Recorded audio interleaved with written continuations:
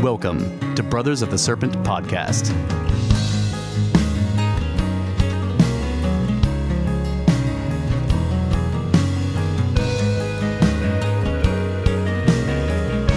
And like I just said, welcome to Brothers of the Serpent podcast. We got a guest with us today. Brett England, the official show observer, is in studio with us right now. How you doing, Brett? How's it going? Still observing, just more hands-on. Brett may be filling in a bit for Kyle today because Kyle is, he's got a bit of a cough. But we'll push through it. Got some good topics for today. I think the first one I want to talk about is this ScanPyramids Project. It was kind of in the news a couple of weeks, maybe a week ago, 2 weeks ago. Yeah, just kind of in the news. It was just kind of in the news. Just a little bit. It wasn't like all over the world, everywhere at all. So the base, like for anybody who doesn't know the basics of this project, and actually it's been going on now for 2 years. Most people just found out about it when they released. I was proud of our limited, Snake Bro audience. They were all texting us the links to the. Yeah, thanks guys. You guys were all saying, "Have you heard of this? Have you heard of this?" And yeah, like I dove down into it to find out because I knew it had been going on for a while. So I really dove down into all the information to find out because there was some interesting stuff that happened right after. So the team is composed mostly of Japanese scientists, but there's American affiliates and some people from Europe too involved in this, and they're basically particle physicists.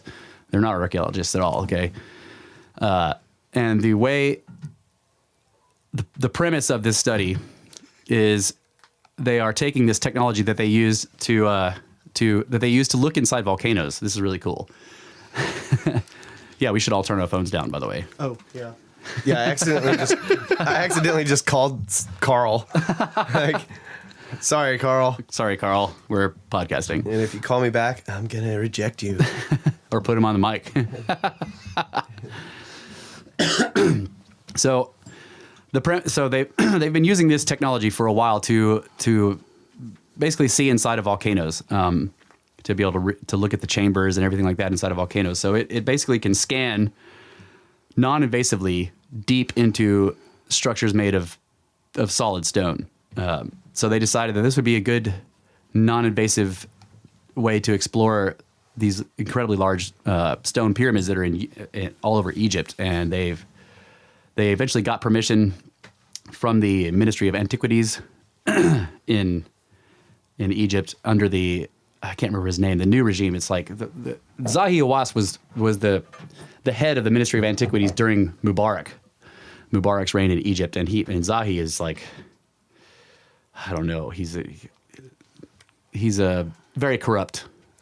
On par with the guy who stole all the mica out of the Pyramid of the Sun. Yeah. Those guys are but worse, on the same level. But worse, like Zahi, there's a really strange story for his background. He was a guard. Basically, he was like a rent-a-cop on the plateau out of Cairo for years. And then the Association for Psychical Research, I can't remember. It's ARE. I can never remember the way the acronym goes, but basically it's an association of people that were formed based around the Edgar Cayce predictions. Which I don't know if you know anything about Edgar Cayce, but he's called the Sleeping Prophet. Like he's probably the only quote unquote psychic or whatever. And I don't think he was psychic at all when you really look into his story. But he's the only quote unquote psychic where I think that there's some validity to the stuff he was doing because he had no idea what he was doing. Gotcha. He was asleep when all of his predictions were given, and he woke up and had to read them because he didn't know what they were.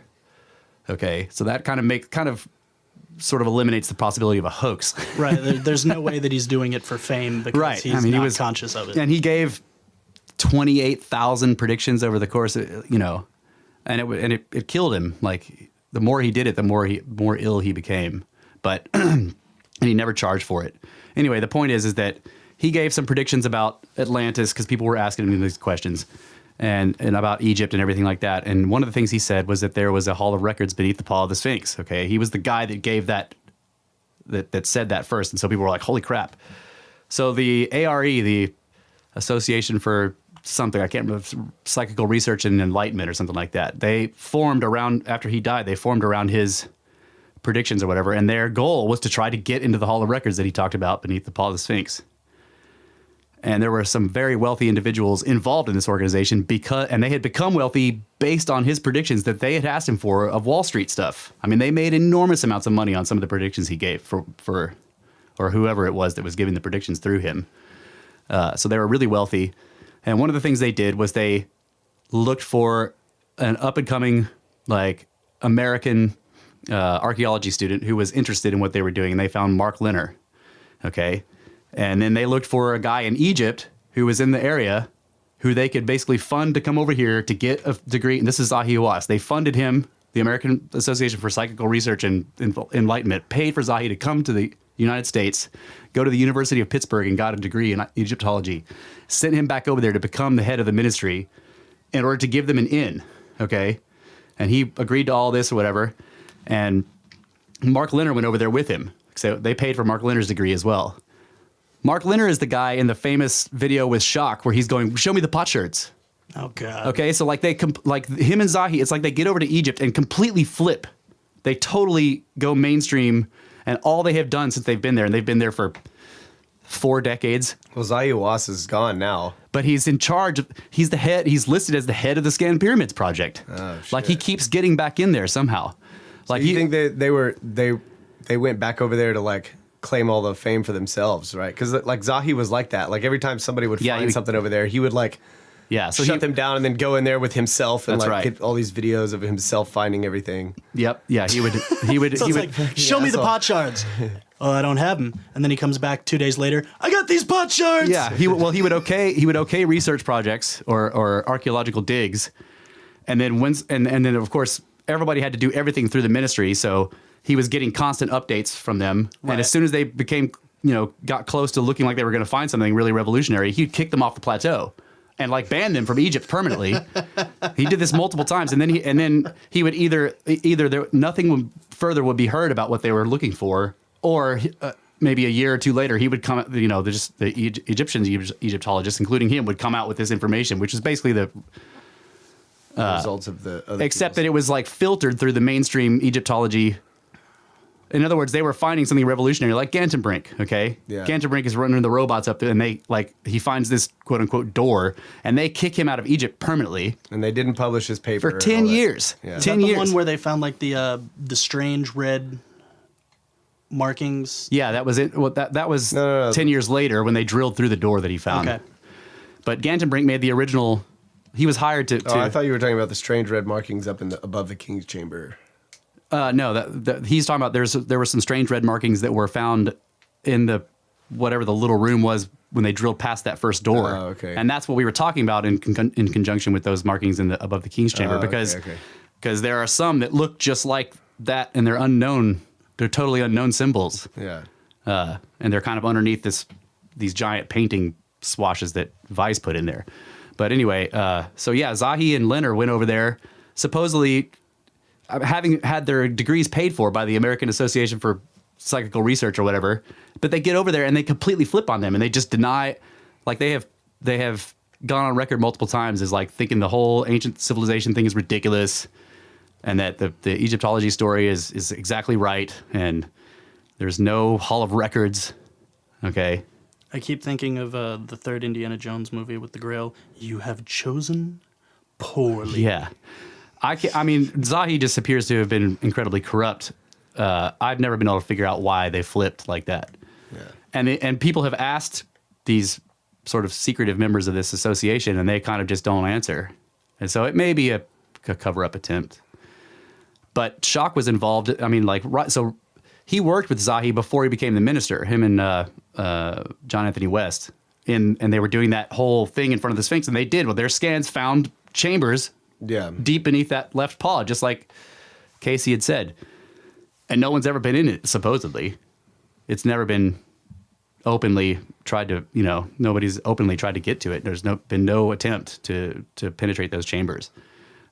So maybe they did it clandestinely. I don't know.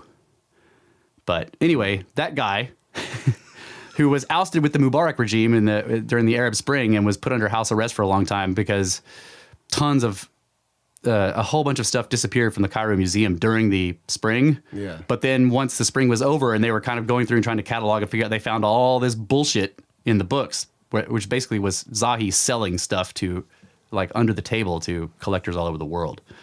So he's put under house arrest and he was probably going to die for a while, but then something happened and he weaseled his way out of that. And now he just continues to talk his bullshit on the World Forum of Archaeology whenever something in Egypt happens. So somehow he got in charge of the ScanPyramids Project, but you can kind of tell that the Japanese and American and European guys that are involved in this don't really care. They're particle physicists. They don't give a fuck about Egyptology or what they say. Yeah. And all their data is like pure physics. Yeah. You know, this is why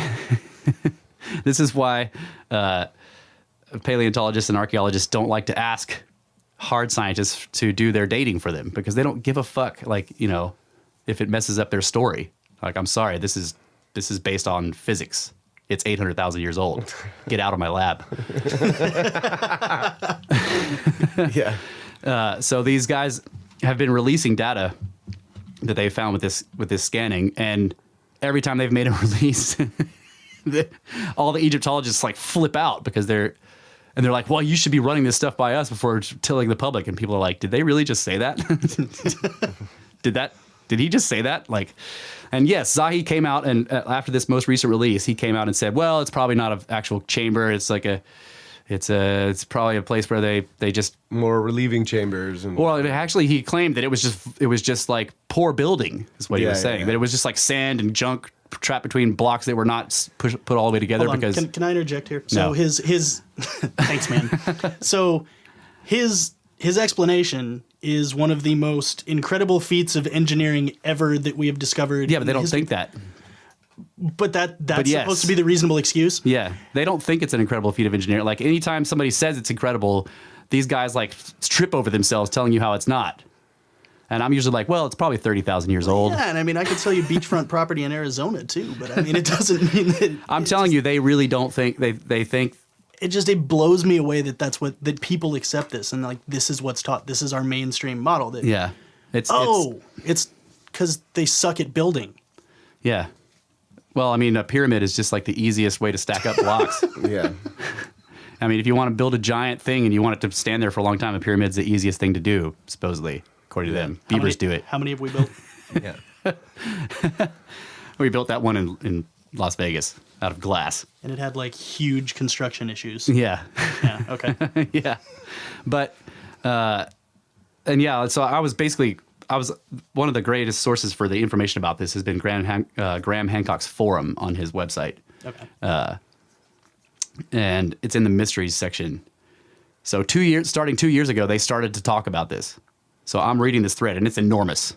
Okay. It's this enormous thread because they've been talking about this for 2 years. And like this guy, posts, he's like, okay, this just happened and they're going to do this or whatever. And like I find out from that post, and I remember this after reading it, the guy was like, great, I've been waiting for them because they did that infrared scan like 2 years ago. And this was 2 years ago. So now 4 years ago, they did the infrared scan, if anybody remembers.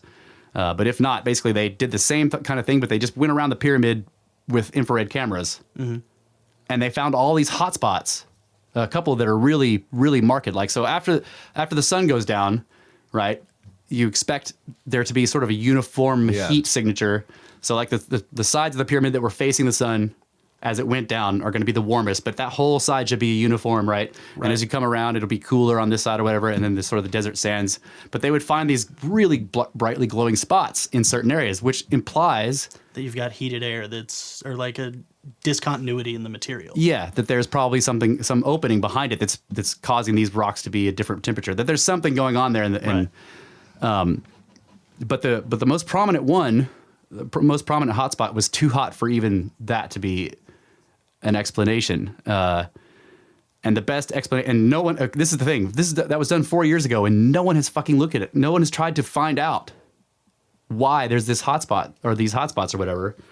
But the most interesting one is I can't remember which side it's on. It's probably the north side, but it's all the way down at the base, and there's this area that just glows really brightly. Okay. And the infrared scan also shows that there's some kind of fissure that's nearby. Okay, so there's this crack in the rock or whatever And so they were saying, well, there's just like hot, there's hot gases coming up. And people are like, from where? The caves that you say don't exist under the Giza Plateau? Where is this hot gas coming from?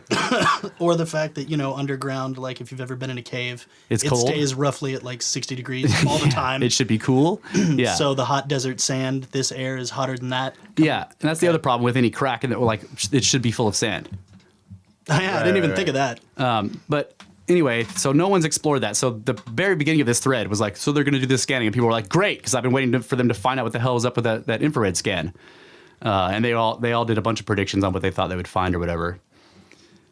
So the results of it took them 2 years, and that's because it's a muon scan. So muons are like they're a type of, they're not an electron, but they have the same charge as an electron. They're negatively charged, and it's precisely the same as an electron. But the muons are really heavy relative to an electron. So they have a lot of mass, okay? So electrons supposedly, are massless. So that when if they encounter any kind of field, they get kicked out at light speed. So all of them are moving at light speed all the time. Muons don't move at light speed because they have too much mass. So they move at near light speed or whatever, and because they have a lot of mass, they can like when they're going through like dense material like stone, they will run into shit. Yeah, they'll interact with the material of the stone. Yeah. So, but they're so massy that even when they hit stuff, they'll keep going. Yeah, they don't get thrown out in other directions. I mean, some of them will stop. So in the depths of the pyramid, which is where they put the initial plates, and the way they do this is they have these. Basically, think of it like film. They have these big square plates with film, and they just set it down in there, and then just leave, and then you wait for muons to run into it, and the film will develop because it's muon sensitive. But in the depths of the pyramid, only 1% or less of the muons that are in the general like area of Earth make it to the middle of the pyramid because it's so dense. So you have to leave the plate in there a long time to get the exposure. So they did one that was they left in there for a couple of months, and they looked at it and they were like, okay, there is some strange stuff here, but we can't really tell what it is exactly. So they put another one in there, and this was a big arrangement, so that they had multiple plates stacked at precise like distances from each other. So they had one, and then there was one that was exactly like a centimeter away from that, and then there was another set like, I don't know, 6 inches away.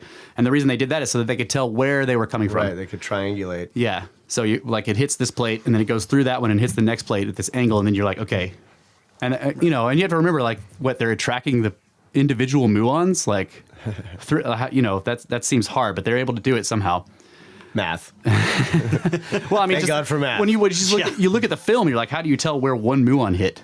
Because it just looks like a developed, it looks like it's got light and dark areas or whatever. But anyway, they left this set of plates in there for 2 years, and it was in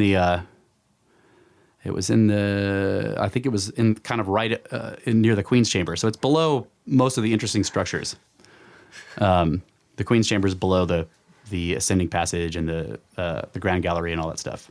So they had it down there on the floor in the Queen's Chamber, just sitting there for 2 years, and then what?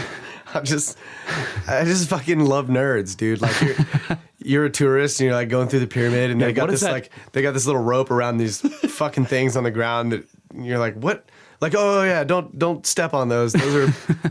Well, we don't really know what those are, but some nerds came in here and they like put them in here. They're taking a picture. What kind of picture? I don't know, but it takes years. Yeah, it takes just a long time. Don't even think about it. Yeah. It's funny because like my initial reaction when I read about this, and I think I sent it to you guys in a text, was it like it's ridiculous to me because this whole thing is like taking a satellite and using it to send a beam into my kitchen to boil eggs because the Bureau of Egyptology in Egypt says I can't turn on my stove. Yeah, but but if your attic had like crazy hidden chambers in it somehow that we needed to see. Well, what I'm saying is that it's like it's so much more difficult than it has to be because they just won't let people explore. Well, yeah, and the other thing is like so now we have muon plates getting angles to triangulate. And muons. Well, but it's cool because it's non-destructive. It's not. It's totally. Well, yeah, and I mean, it's destructive. I mean, muons destroy shit. Yeah, but that's not our fault. Right. We can't stop it, so we might as well use it. Yeah, but they tell the Egyptologists, "Don't worry, it's not destructive. It's totally non-invasive." Even though the muons are like tearing through the pyramid. And I mean, it's also pretty kick-ass because it's like, oh, so we can't do that? Oh yeah. Well, I got these plates that'll detect muons. We have God's X-ray. Yeah. But the only reason they've allowed this, and the only reason they allowed the infrared scan, and then this, is because Egyptology or Egypt, its sole export was the tourism, and it's like reduced down to, I don't know, a few percent of what it was before the Arab Spring. Like no one will go there anymore because they're afraid. And I keep hearing these various people, and John Anthony West has said that it's like it's no more dangerous here than it is in any streets in any city in the United States, which is probably true. But the point is that people aren't going, and they want to bring the tourists back. Right. This is the only reason that these projects have gone forward, because they're looking for something to draw the tourists back. Yeah. So they find these right boycott pyramids so we can learn more boycott about pyramids so we can find more about pyramids because it's basically you have this incredibly complicated political situation in Egypt that I don't understand. I don't even pretend to, but I've asked people about it who go there a lot, and they say all the archaeology here is political. You can't even, and they're actually afraid to say things to me on record because their business of bringing tourists there, they might be banned from going back to Egypt. If it's ever found out that they agree with some kind of weird alternative theory, or they may be banned from ever coming back. How does John Anthony West survive I don't know. over there? I don't know. Well, he's not really surviving over there, sadly, but yeah. But he did for a long time, and he took tours out there. He's still alive, right? Yeah, he's still alive, kicking. Yeah. And I think they got him home. He was able to go home. He's still under the weather, but yeah. So that's the only reason these, and what's really annoying to me and to other people that are paying attention to this is that they allow these kinds of scans or whatever to happen, but then they just don't follow up on them. Right. Because they find out that it's not going to. This is why Zahi was saying you should be running this by Egyptologists before releasing the information to the world. Like what they want is to be able to filter whatever is found so that or be prepared for it so that they can incorporate it or somehow twist it into to their fit theories to fit their paradigm. Yeah. So that's why he was. And of course, after reading this, I'm reading this long thread on this, and I have to get involved. I start seeing people ask questions, and I'm like, I know that. Like one guy was like, "Has Zahi commented on this?" And I was like, "Yeah, he did." He said, and I quote, "No." That's basically what he said. But how did he end up heading it up? Like I have no idea. What the hell? Everybody was saying that. How did he get in charge of this? Because he didn't he resign, or was he replaced, or like? Yeah, so he was replaced as the head of the Ministry of Antiquities. Yeah, for shady black market dealing. Yeah, and a bunch of other stuff that and basically like he was part of the Mubarak regime, and everybody was pretty corrupt. Yeah, well, I mean, you know what happens when a regime is ousted by a coup? Everyone involved in it dies, right? Right. Or they have to flee the country somehow. I mean, and head of the Ministry of Antiquities is like, I mean, that sounds like, whatever. But in Egypt, it is the biggest ministry they have because that's their all their industry. income. Yeah.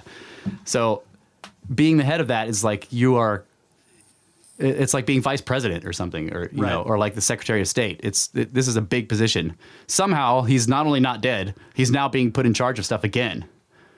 I don't know. The Association for Psychical Research and Enlightenment may have something to do with that. They have a lot of money, and they want him in power. I don't know why, because he constantly says the things they think are bullshit. Yeah. So it's a twisty rabbit hole. But anyway, the results of the scan that they just released, which really pissed Zahio off, it really pissed him off, is basically they found this. First of all, they mapped the known corridors and tunnels really, really well. Like they got precise measurements on all this stuff. Anything above the Queen's Chamber where it was, right? Yeah. So there's this sort of an angle of view that the plates were able to pick up above that. Even the places they knew about or that have been explored like once before, they've been closed off almost indefinitely, though, right? Well, there are some places like that, like the shaft or whatever that goes down. So like this was their you mean only way the well shaft? Yeah. Yeah. That's. Some of that is tunnel to nowhere. Yeah. Some of that is above the Queen's Chamber, I guess, because it goes into the ascending passage. But anyway, like you guys can go look at some of the results if you want on YouTube. They have some fascinating videos. They're basically mapping all of Giza.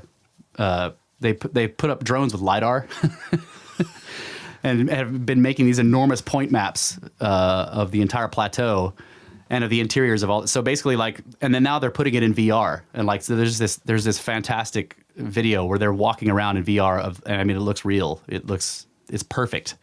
Anyway, so you can go look at that, and there's some other stuff that they've been releasing where you can basically go inside the pyramid and kind of stand inside of it, like there's no stone, but you can see the interior structures and sort of look around them and see all the shapes of stuff. And people are finding out weird stuff just from that, because you can kind of see the outlines of the shapes of the blocks that line those corridors, and they're finding weird anomalies. They're like, okay, everything here is like, the blocks are heterogeneous; they're all different sizes or whatever. But then you get to this one part where they're all exactly the same size. Why did that happen? There? And then like this whole chamber is built this way, but on this side it's like one single entire slab.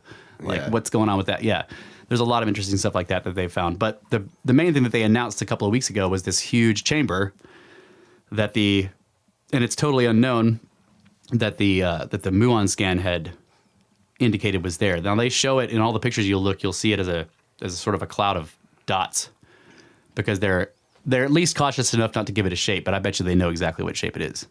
Yeah. But they, for whatever reason, the physicists have decided that they're going to tell everybody about this, but they aren't going to give details. Right? They've even said that they kind of they're not sure where exactly it is, and I know that's wrong because I've looked at the rest of their scan, and the scan is precise. Yeah, I remember at the end of that video they're showing it's somewhere between 120 and 160 feet above the chamber, and it's somewhere between 50 to 80 feet long. Yeah. Which, with the precision of everything else, it's like, really? Well, what I read too was that it was supposedly about the same size as the Grand Gallery. Yeah. Yeah. And it's above sort of the same position, or like the same.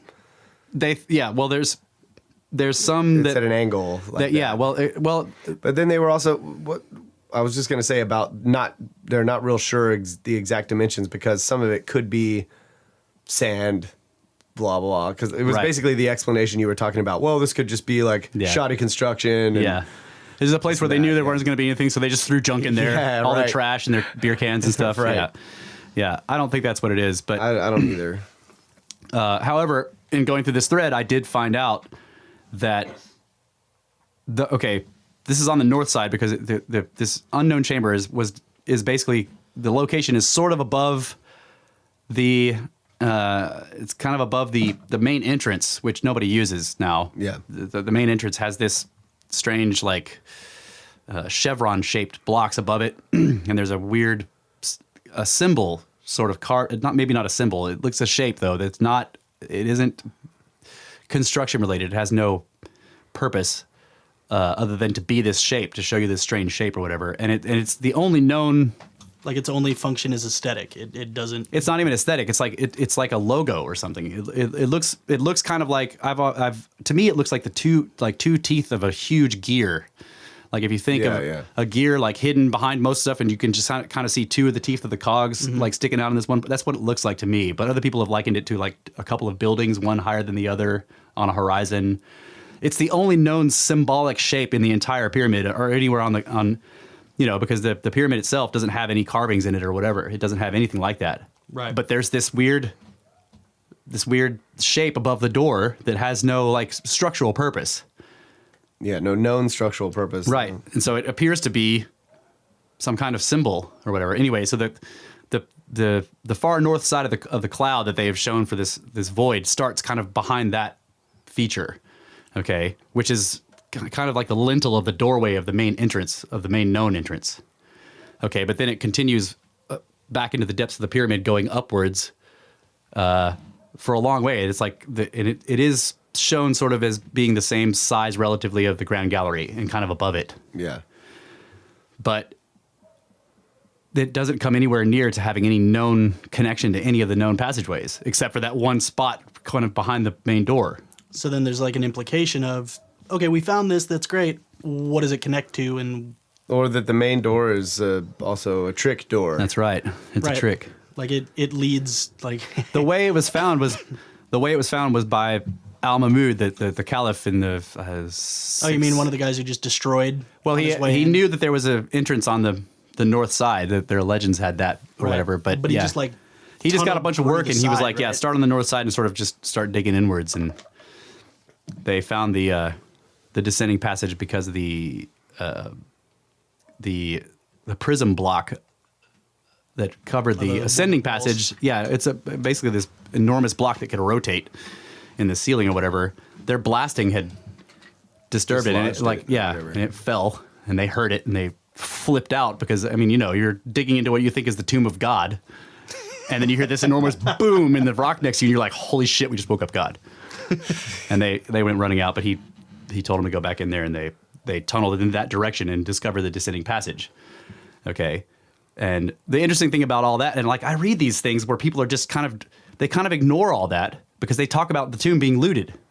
They talk about it having been looted in antiquity or whatever, but when he had dug in there, no one knew where the entrance was, and it was completely sealed. Like when they came back up to find out where it was totally sealed off by existing, stone that was part of the pyramid itself. It wasn't like it had ever been opened.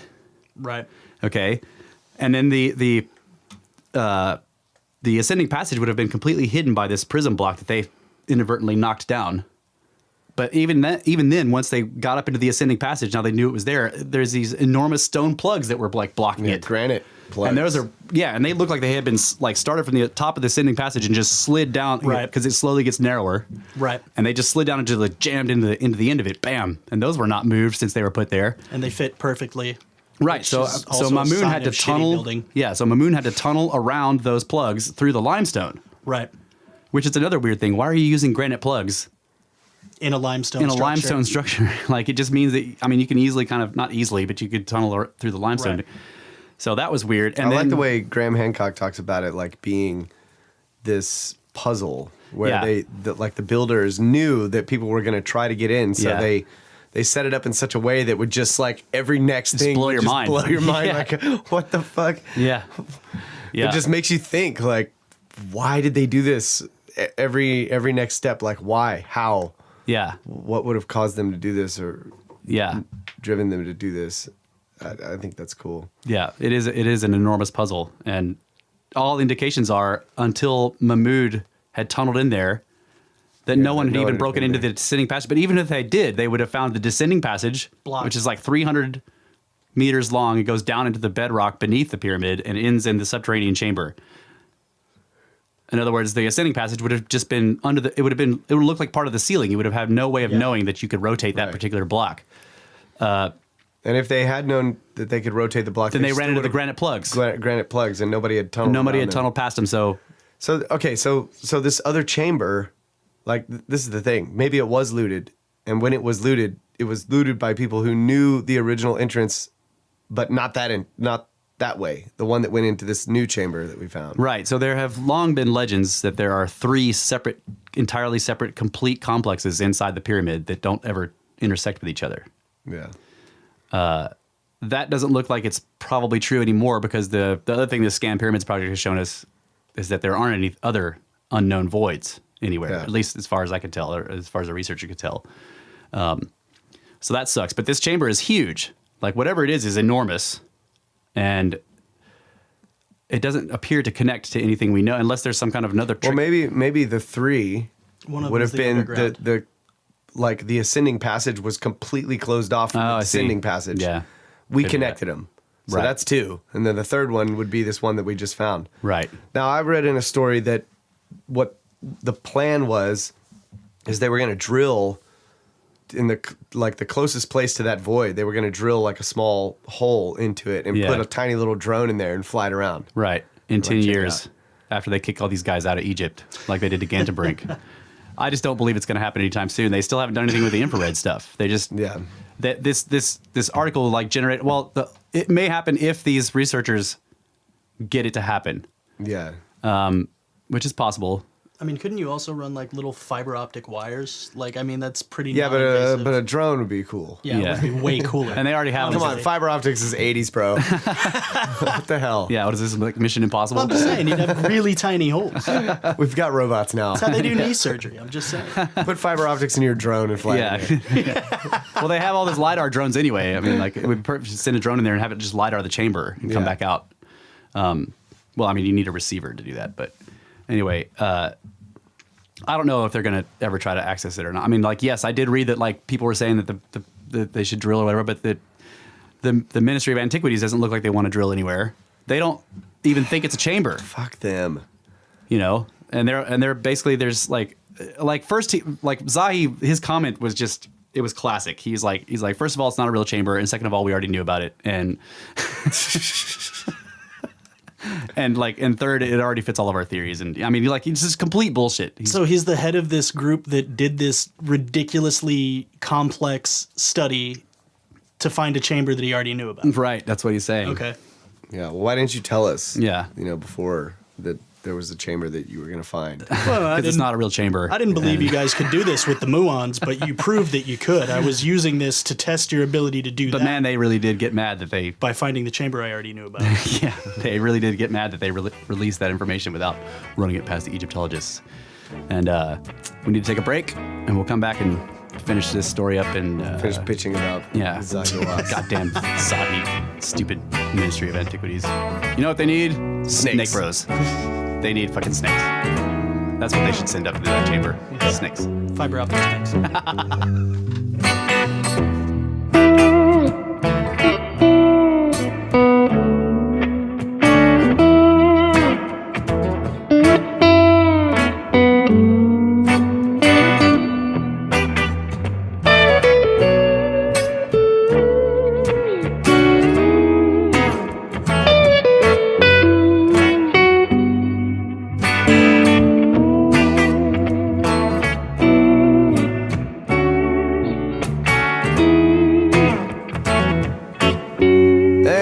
Ladies and gentlemen, brothers of the Serpent podcast, hailing from the 10 by 10 by 10 tangent cube of science, and I feel like someone stretched my face over a drum. It's standing out on the wind all day. Some peptides filling up with cedar pollen. Effing my shit up. Fiber optic snakes. Yeah. We got Brett in the studio here. Third guest? Third.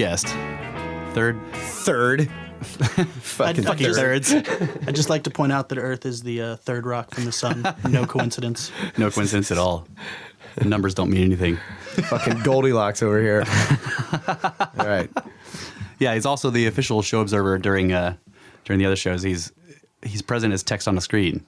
Yeah. Keeping us in the straight and narrow. Yeah, we don't normally give him a mic. Like when we're normally sane, Yeah. we keep a mic away from him. That's right. He's usually remote and can't talk to us at all. Yeah, this is definitely my least efficient version of participation. All right, so to finish up with the ScanPyramids thing, basically, as far as I can tell, the void is real and it is a chamber. There have been multiple theories given on what it could possibly be. Obviously, none of them have any substantiation in any kind of physical evidence because nobody knows. And the muon scans can't tell, for instance, if there's objects in the chamber, like if they're using regular GPR or some of the other types of deep scans that they have, they can tell when there's a metallic signature. So like if there's metal things in the chambers, they can tell, like the place at Gunung Padang, the big pyramid there. He said that the enormous chamber they detected deep beneath that had lots of metal signatures coming back. Yeah, probably mercury. Yeah, or pyrite. Probably mercury. Iron pyrite. Yeah, some of it was so dense that he was saying it might be gold though. But yeah, so the muon scan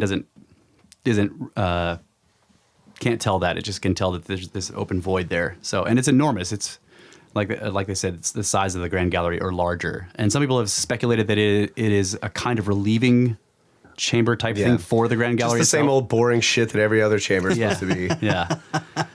But one really interesting theory that I saw in this thread that I was reading was this guy was like, well, and he was getting this from old stuff that he had read or whatever. So like, I went up in my attic the other day and I was like, oh fuck, this is a relieving chamber for the ceiling of my house. To keep the roof off the ceiling of my house. To keep the weight of the roof off of the ceiling of my house. And rolled roofing doesn't It exist. pushes There's no such pushes thing the as a weight. flat roof. Yeah, it pushes the weight off to the walls on the side. Yeah, holy shit. And these crossbar things up near the ceiling are kind of like those things above the King's Chamber. Yeah, did you find any cartouches on them? Yeah. And some mason's marks. Yeah. some framers marks. Yeah. No, Ty, can't talk to you. I'm podcasting. Fuck off. Yeah, what the fuck, Ty? Stop calling me when I'm podcasting, Ty. But anyway, this guy's theory was that, first of all, I could tell he was an alternative guy right off the bat when he's talked about the pyramids being underwater, 2/3 of them being underwater for a long period of time, which is probably true. The indications are from accretions on the stone that you can see from the outside. If you look at pictures of the Giza pyramids, kind of like look at the whole thing all at once, and you'll notice that the bottom 2/3 are kind of they're kind of like mushy looking, and then the top third of the blocks are real clear. You can see like every line of the blockwork really it's real clean and crisp, whereas the bottom 2/3 is all, it just kind of looks like cauliflowered or pillowy, because there's all this accretion, which happens with limestone when it's under water with a lot of sediment into it. The stuff will accrete to it. So it looks like it was underwater for a long time, and there's plenty of writings and legends that say the same thing, like they used to see the watermark on the casing stones. No, it's just because after 20 years of building, they got way better. I always thought that it was from like it was sand erosion and the sandstorms, and one time in the desert when there was like dew on the side of the pyramid, the sand blew along and it got stuck. Same thing. Accretion. Listen to these Skerptards I got in here, guys. Yeah, it's accreted sand. It was marine stuff though. Yeah. Yeah. Yeah. Well, that was a big storm, and like it blew clams and stuff. Yeah. Everybody knows that coral is from clumped sand. It was Nile dust. So this guy was basically saying that whatever the pyramid was before, that they took everything that was in the chambers that we know about and moved it into this void. And this is where all the stuff that was in there at one time is all kind of kept in this other place that's sort of up high. But then somebody else was like, no, this is the actual burial place of all of the ancient kings. Yeah, because they're 4 tombs. Yeah. Yeah, but it was a cool idea, because he was like the just like churches today, they have multiple uses. There are people buried in the church and below it. Yeah. But people use it as a ritual object on a daily basis. Yeah. So he suggested that the pyramid itself and all the sort of chambers and everything we know about are the sort of the interior portions of the church, quote unquote. Like the functional public section. And then there's this catacombs Okay. that is unconnected, because you don't want people getting in there. Except the Egyptians did everything backwards, so the catacombs are above everything else. Yeah. But he was basically saying this is where the antediluvian catacombs. Yeah. Catacombs. Yeah, catacombs that they're up high. Yeah. Yeah. I know. Since we have to put these stupid relieving chambers in here, let's bury everybody in them. Catacombs. Up high above the Grand Gallery. So that was a cool idea, but not anymore. We just destroyed it. it's just mummies in the attic, guys. Just keeping the dead guys up high. That's where the monster in the attic comes from. Yeah, that's right. Holy shit. That's right. It's true. But he was basically suggesting that this was the Crocodile Kings, is where they were moved. Yeah. Because that was subterranean, and like if you have the idea that there was going to be a flood, and flood in limestone it's going to fill any caves down in the limestone. So you build this high building, and you kind of put stuff you want to preserve up high rather than down low. Well, I mean, also it makes sense if you're thinking in terms of like what's been said, what you guys have said in the podcast, that they had knowledge of past cataclysms. Yeah. If you know that another flood could happen. Yep. Whether you think you're going to be using it anytime soon or not, build a high place so that if you do have anything important, when you know the next flood's coming, you move it all up. And that's like in the story of the Tower of Babel. Like the reason why they were doing it is because they had survived the flood. Yeah. And it was supposedly like 500-600 years after the flood. And they didn't want to be scattered. Yeah. Yeah. And they're like, well, let's build a tower. Yeah. So that we can stay above the flood. Yeah. Oh, that's cool. Well, they should have built a pyramid around their tower. That's where they fucked up. Well, back then, like the easiest way to build a tower was that's right. It was build a pyramid. So it's probably a pyramid. Yeah. And there are indications too that the Giza pyramids are ziggurats, actually. That whoever put the casing stones on there first filled out the big steps with filler stone so that they can make smooth slopes. anyway, that's about it for the scan pyramid. The only other thing I would suggest for anybody that's really interested in this is go on YouTube and look up some of their videos and look at the graphics that they're making. It's absolutely fantastic. Incredible. Yeah. Like Russ sent me a video, and you literally, like, you're walking through. It's first person view. Yeah. I've got to get a VR rig now to try this. Like, Yeah. and then like so it's crazy because it's this weird mix of like holographic technology stuff. Like you're walking around these ancient buildings, but this blue pyramid goes boom and appears in front of you, and you can touch a part of it and teleport there. Yeah, it made me think of Assassin's Creed. I was like kind of weirded out. And there's other weird things like where you see other like the other people wearing the VR goggles. Yeah, their avatars were obviously beta, dude. It's like these little black silhouettes or whatever. They're kind of like moving. And then one guy gets stuck in the coffer. He's all stuck in the coffer box. It reminds me of like Alpha World and shit. Yeah, it did look like Alpha World. They're all stiff and they just kind of float around. Yeah, it was badass though. Go check it out. I'm sure they'll stuck in the box. Turns he's like, somebody kill me. I need to respawn. Yeah, fucking lag. All right, so the next topic, and this is one of the reasons we got Brett in here as a guest, is there was a project to get Sasquatch DNA. You talked about it in episode 21. Yeah, and the guy who was what's his name? Damn it, Politis. Politis. That's right, David Politis. He was involved in this in an investigator way.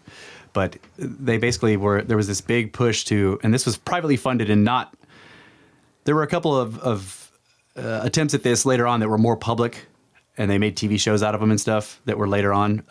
But this was privately funded by a private group of individuals who basically knew already that Sasquatch was real or whatever. That's what they said. That they knew, but they wanted evidence. So the result of all the evidence gathering that Politis and other investigators did, in conjunction with some of the Indian tribes that are out in California and other places, was sent to Dr. Melba Ketchum, who is like one of the top gene sequencers. Like she built the machine that she worked with. She's best in the world at this stuff. And so she did that, and she published this paper. Her group published this paper on it, and it was, I remember when it came out, the reaction to it was unbelievable to me. No one knew what the fuck they were reading in the paper, but they all talked shit about it. Like everyone, including all the paranormal people, were all, well, to me it looked like the people who did paranormal podcasts and stuff, they don't understand the paper, and they know that. So they just kind of went with the experts who were all like poo-pooing it and calling it bullshit and a bunch of hyperbole and stuff about the publishing attempts, because like it was going to be published in this, which journal was it? It wasn't Nature, it was something close to that, but it was going to be published it got accepted basically through peer review process into this enormous, like very like globally known journal. And then they got so much shit for it that they said that they wouldn't publish it. But she was like, well, we're going to publish this anyway. So she went through all the motions to create their own journal to publish it, because they couldn't get it published anywhere at that point. And so then people were like, oh yeah, she published it in her own fucking journal. It's like, well, yeah, because you fucking assholes like blackballed them. But anyway, the paper did come out, and I read it and I was like, I have no fucking idea what this thing is talking about. But Brett's been through medical school and he understands some of this stuff. So I asked him to read it. And the whole time he was reading, he was like, holy fuck. Oh my God. So he's going to talk about what he found in there. Slight correction, no medical school. But I do have a degree. Whatever it's called. In biology with a specialization in neurobiology and human physiology, which is the most pretentious sounding shit ever. But neurobiology and human physiology. And a minor in Get organic. out of here. You have a degree? Get out of here, Brett. Holy shit. Can't even talk to you anymore. And a minor in organic chemistry. Anyway, so moving on. So he's at least somewhat qualified to understand what the I fuck did is. take undergraduate genetics, and I did take the genetics lab. And I do understand the science behind it. And with that said, this paper that she publishes, it's like 40 pages long-ish, I think. 47 pages. In total. And it took me like 5.5 hours to dig through it. Because you kept going, oh my God. Yeah, well, I did keep doing that. It was a rabbit hole. That's right. It's a really windy one. To start, Melba Ketchum, what she is she's actually a gene sequencer, which is a whole special kind of biochemist. Like the whole Human Genome Project, when they were sequencing the DNA the whole way through, you have to be a gene sequencer. Yeah.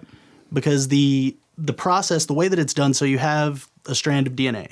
Then it goes through something called PCR, which is where they basically take, say, a couple 100,000 base pairs at most. They stick it into an E. coli bacterium. Then they replicate it in a colony. Then they subject it to chemicals so that it will lyse the DNA again and break it open. So now they have a ton of it. Then they treat it with chemicals and they run it down an electrophoresis gel, which is basically where you run an electrical current through it and it spreads out down the And it gel. can give you a spectrum, right? Which, Right. Yeah. And so if you're using specific chemicals that'll cut for specific genes, like, you know, a certain gene has 4 different variants, let's say, and one's 480 base pairs, one's like 700, one's 600, one's 200. When you run it through that gel, you'll have marks because you've pre-designated on the gel how far something will travel if it's this many base pairs, because it Yeah. weighs this much and the current will move it this far. So if you're trying to find like, oh, well, what's the percentage of this version of this gene in this population, you run it through the gel and you go, okay, we've got this dark mark that's this wide here, which is this percentage, and so on. So you take all okay, four. that's all really cool, but we don't want to be gene sequencers. Just tell us what they found out. What I'm saying is like that's the process that's involved. Like it's all incredibly complicated. Yeah. And like most people who are geneticists don't do laboratory genetics. Right. It's not like in Yeah, gene physics. sequencing is very specific. Yeah. Right. There's very few qualified people, and that's why it annoyed me because there are like 5 people on the planet that are qualified to criticize her paper, and none of them did. Right. And beyond that, like you guys have talked about it before, how whenever you're going to say something that you know people are going to think is like bullshit, Yeah. like You back it up and back it up. And, yeah. right. And I was telling Kyle before we started, outside of the standard model, everybody's science keeps getting better. Inside the standard model, their science keeps getting shittier. Right, because there's not as much scrutiny. Yeah. Right. So a couple of the things that she did in this study, what they did is they had 4 sample gathering sites. There were 2 up in British Columbia and Canada. And then, there were like 6. And then there were 4 that were in the national parks in the United States. There was like Yellowstone. Yeah. And so the samples that were collected were things like there was tissue or hair or something that was like jammed into tree bark or was in a trap or was whatever. So all these samples are collected and they're brought together. The first thing she did that when I read it, I was like, you brilliant bitch. Anyone who handled the sample at any point along the way, the guy who took it off the tree, anywhere through the chain of custody, she had a sequence of their genome. Oh, yeah, that's right. So she could eliminate them. So that she could make sure that it wasn't tainted. So all of these samples are tested against the DNA of everyone who touched it. Yeah. Damn. So none of them were tainted. Yep. You can't claim contaminated, even though they did anyway. Yeah, but there's no way. Yeah. I read through like the different experiments she did, the way she did it. There's literally no way that it could have been contaminated because she went to extreme lengths. Like any other genetic study being done, if somebody was like, hey, we should do this to make sure it's not getting contaminated, it'd be like, oh my God, that would take forever. Yeah, you and fucking cost a stupid. hell of a lot of money, We're yeah. not going to do that. Yeah. No, but she did. Yep. And as she went through the different samples, this is the kind of eerie thing about what she found is there are contiguous segments of human DNA interspersed with non-human DNA. And totally unknown, yeah. And not only is it non-human, it is unknown to any other species of hominid on the planet Earth. So what does that mean? It means it's not chimpanzee. It No, means I mean it's not I know ape, that. I know that. I mean, like you said, there were human DNA something interspersed with. So They're like part human, but they're not human. Okay. So like as what you're going saying down the is chain, you've got like this pieces section of the chain that are human. Yeah. that- Yes, and then in between the human sections, you've got Question mark. yeah. Yeah. So, and the funny thing about that is like, you know, they say we have so much DNA in common with all the other animals on Earth. Yeah. Well, the thing is that this is precise human sequence. Yeah. So it's not just like there's these sections of DNA that we do recognize. We recognize it as human. And then there's Yeah. more human. So it's like totally known, like recognizable human, and then something that's like it doesn't match anything. Okay. Right. Not just hominids; it just doesn't match anything. It looks hominid this nature. is in like you're imagining like an entire DNA chain, right? And there's sections of it that match sections of human DNA. And there's other sections within the same chain that don't match. Right, anything. like if you were watching a movie on like an old film projector, and it's all the movie you know. And somebody taped in, and then there's fucking piece 8 of some seconds. shit. There's just 8 seconds of like 8 a millimeter. monkey with a tambourine dancing in a circle, and you're like, what? Yeah, that's not in Citizen Kane. Yeah, like it's like that.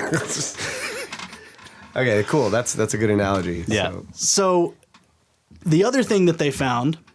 And part of the reason why it takes so long to read this paper is because the way that you do this scientifically, each time she moves on to something else, she has to go back through the process of, and everyone who touched the sample had their complete genomes so that we could know there was no contamination in the sample. There was some other safety measure they took too, wasn't there? Wasn't there something else that you talked about? Yeah. So another thing that they did is to ensure, and this is another one where it's just like ridiculous how far this goes to make no doubt. Yeah.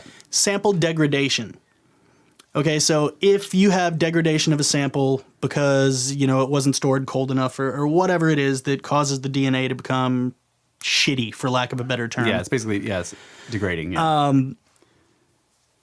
What you would have to do, or what would happen is you could see degradation of the base pairs and it could cause sections of DNA that would look weird. Yeah. So someone could say, oh, well, your sample's degraded. That's why you've got the 8 seconds of the monkey with the tambourine.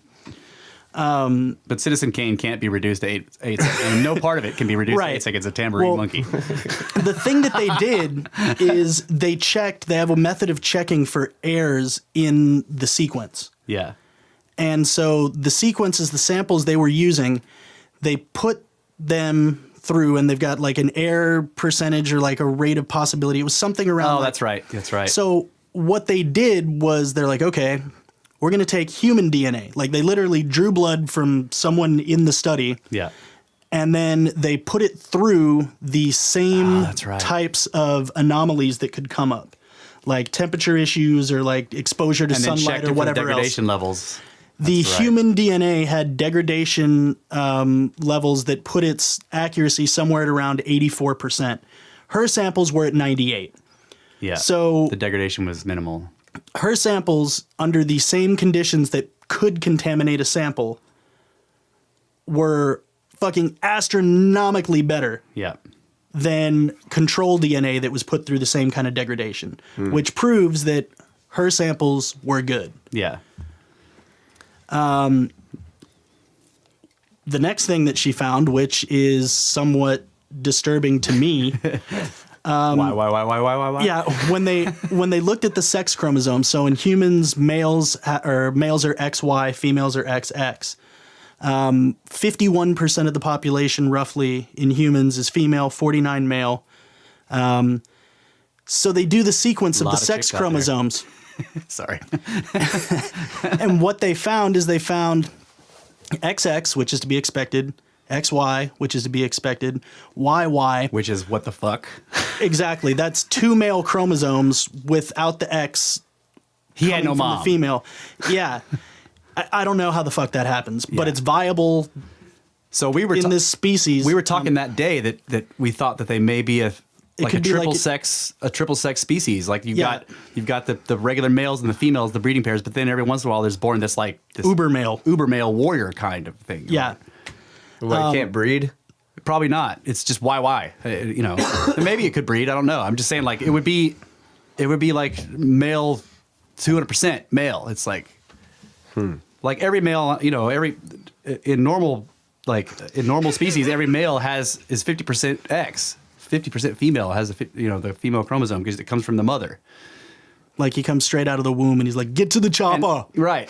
But since every male has XY, then you can get XX. The mother, the father's female genome goes with the mother's genome, and you get XX. It's a girl, right?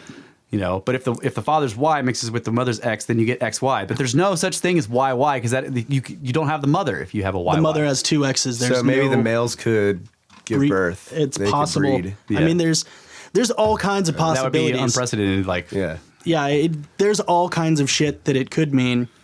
There were a couple others that were weird. There were some trisomies. Maybe they were Yeah, experiments. there was like XYY. And, there was like XYY, and then there was like XXY, and these are, like in humans, they aren't viable. Yeah. Like the ones that can survive can't breed, but most of the trisomies end up as miscarriages. They did.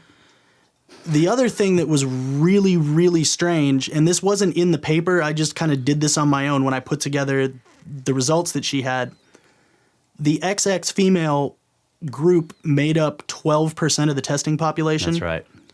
The YY part of the group was like 30%, the XY, like it completely went against all of the ratios you see in humans. Yeah, and I think my assumption on that was because we mostly encounter the YYs and the XYs. Yeah, and I mean that's totally possible that the women aren't running around grabbing shit and dragging kids across mountains and rivers. Getting their hair stuck on trees and shit. That's totally possible. Now you're basically being a bigot.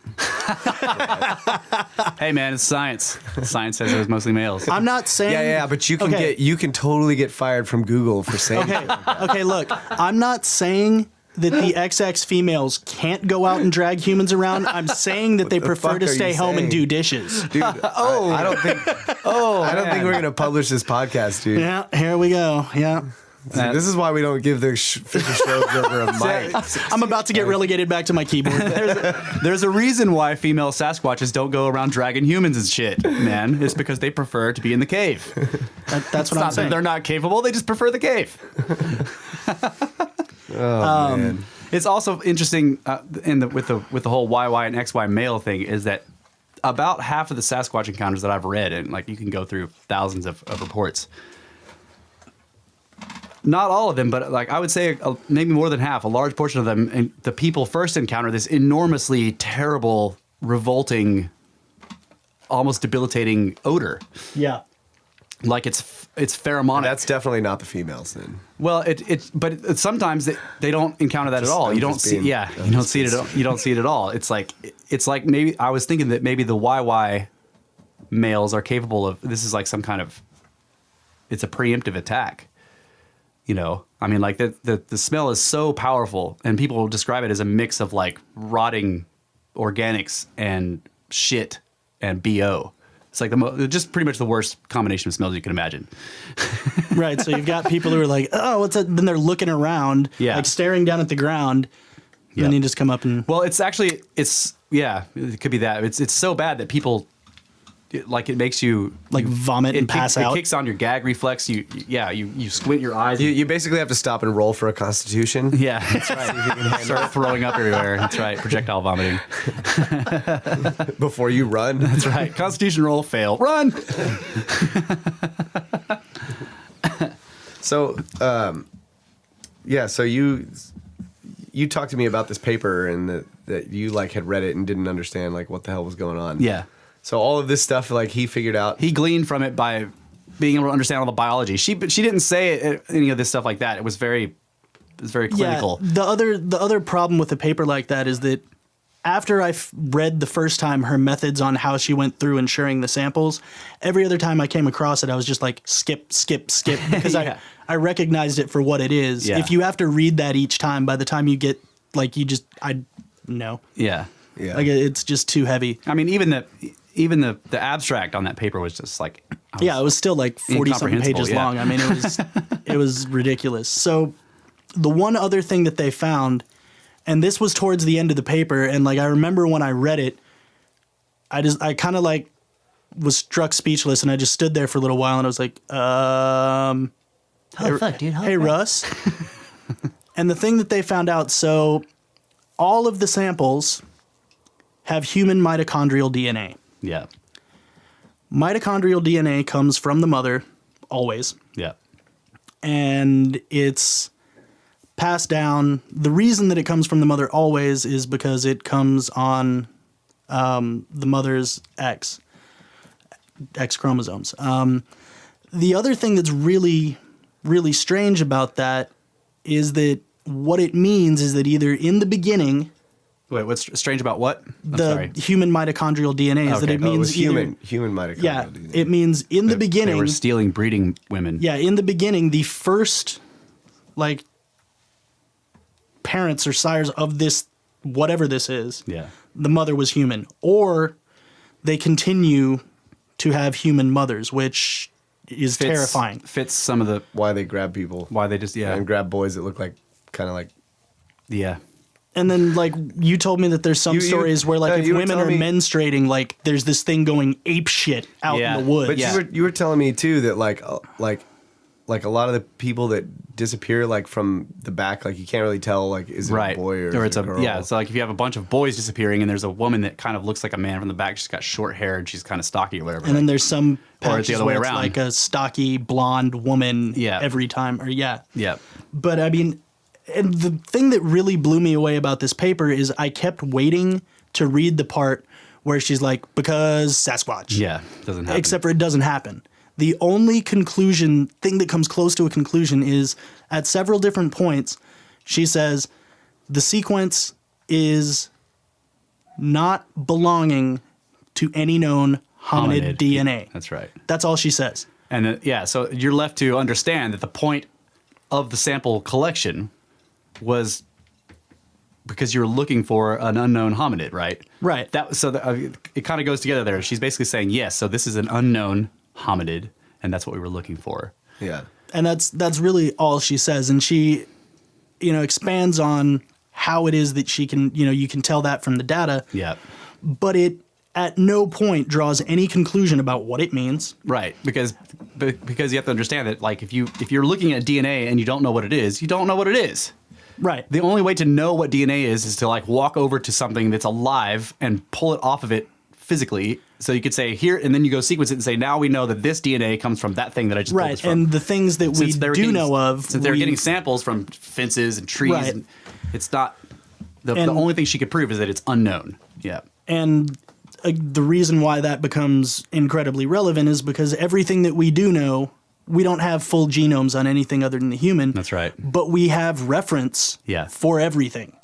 Yeah. And so all the different hominids that are currently known, we have reference sequences that when you're running these long chains of DNA, it would match. Yeah. And it matches nothing. Yeah. Which implies an unknown hominid or some kind of unknown. And it's got to be it's a mammal, right? Like whatever it is. Like And she could tell that. the other thing that's somewhat disturbing is that all signs point to the fact that it's a human hybrid. Right. It's some kind of hybrid. Because there's human DNA and you've got human mitochondrial DNA. To me, that explains. I mean, even though the reaction to this was ridiculous, it was like Skerptards galore when that paper I would came out. imagine. Yeah, but to me, that implies that. Well, that explains like why. Because one of the big mysteries about Sasquatch, and like one of the first things people will say was like, how come nobody's ever found any like bones or bodies or whatever? Because they're intelligent. They fucking don't let you just find them, and they're not like an animal that dies in the forest and like lays there. They gather their dead and put them somewhere. Yeah. And that's why we don't find them like lying around. Well, yeah, you had mentioned that the Indian tribes refer to them as a tribe. Yes, Like they are a people who That's right. have their own culture and like Yep. shit they do. Yeah. Now we just need to go out and find the little people. Those guys don't want to be found either.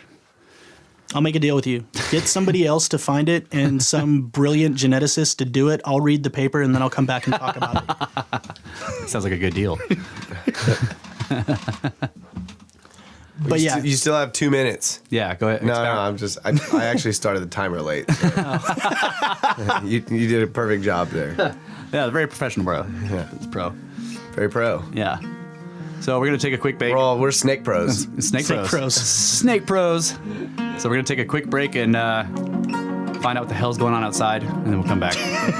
Because something's going on out there. Probably a bunch of snakes.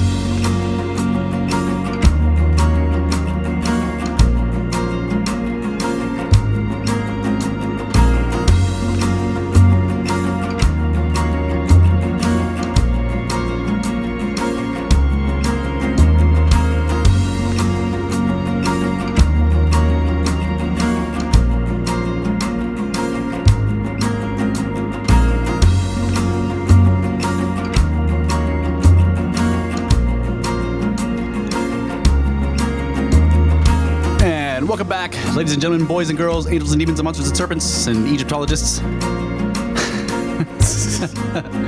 And not listening. And Sasquatch Skerptards. This is Brothers of the Serpent podcast, and this is first segment of hour 2. Brett just gave us that fantastic review of the Melba Ketchum paper, first ever heard ever of a review given by a competent person. You heard it here first, folks. That's right. And now I'm coasting the rest of the way. Right from the mouth of a snake. So, one of the other things since I've been going through the Graham Hancock forums, these people are like I'm reading through some of the stuff, and these people are incredibly knowledgeable. They know like details about these pyramids. I mean, like they've studied the Great Pyramid, but all of these they know all of the names of all the different places, and like they know minute details about the structures that I'm just like, holy shit, you just knew that off the top of your head. Or they'll start quoting past, somebody will say, well, I read this in blah, blah, blah's book from 1843. And he'll be like, oh yeah, he was talking about da-da-da. And I'm like, holy crap. Like they know everything. And one of the threads was fascinating. It started out with a whole bunch of pictures of basically like statuary, like the kind that you would consider to be anomalous because it's made out of granite, basalt, quartzite, just other really difficult to carve stone. And the guy was basically the thing he was trying to say with this was that if you look at these statues, and the reason they're considered to be Egyptian, they were found in an ancient Egyptian context in some temple or even in a pit buried upside down or whatever. But there's hieroglyphs carved on them in some places. But he was pointing out, like, if you really look closely at the statue work itself, and then at the hieroglyphs carved, that the hieroglyphs look like scratched on later. Even though the quality of the hieroglyphs may be very good, like they're small and the lines are precise and clean, you can just look at the whole statue and tell that whoever did the entire thing did not make those glyphs. And so basically this is in support of what they call the LC hypothesis, the lost civilization hypothesis, that the ancient Egyptians actually found all this statuary in the sands or whatever Egypt was at the time when they got there. It may have been a savanna or low wetlands. Yeah. But they found all these statues and they put their museum numbers on them. Yeah. So Kyle was recently in Italy, and he went to a museum. Like, this is cool because, like, while I'm reading this stuff, he's over there and he takes all these pictures of these Egyptian artifacts. And we're looking through them, and I'm seeing the same thing. And we started pointing it out. And like, there was one where on the top of the base of the statue is a square base, and like there's hieroglyphs across the top of the base of the statue. But if you like go down on the front of the base, there's Roman numerals scratched in on that part. And it's like once we saw that, it's like, okay, this is. It kind of made it obvious that like multiple cultures had adopted this statue. But I had noticed that too, because there's a lot of pictures of Egyptian hieroglyphs online that I had looked at, and like some of them are really high resolution. Yeah, and they're like so badass, like really, really badass, like carved into it, just perfect. Yeah. And when I was in the museum and I was looking at these statues, some of them were, black granite, and they're just perfect, shiny and everything, but where the hieroglyphs were in there, it was not. Yeah, the precision wasn't the same. The precision was not the same, and it was noticeable. Yeah, sort of like the wall in Zep Tepe, where you've got ridiculous, precise, amazing in where glyphs at a Zep Tepe down at the bottom. Zep Tepe. That's the first time. Right, like it's on the plateau where they have they've dug down several like feet. It's like 80, 90 feet, and there's just a wall of glyphs that you can look at. And as you get towards the top, which should be the newer, more advanced stuff, it's way shittier than the carving that's at the bottom. I'm not sure what you're talking about, but yeah, that's. But like how you've got the differences between quality and craftsmanship as you move up. Like you can see it on things when you look at it. Yep. Especially stuff that's made out of ridiculously hard to carve things. Yeah.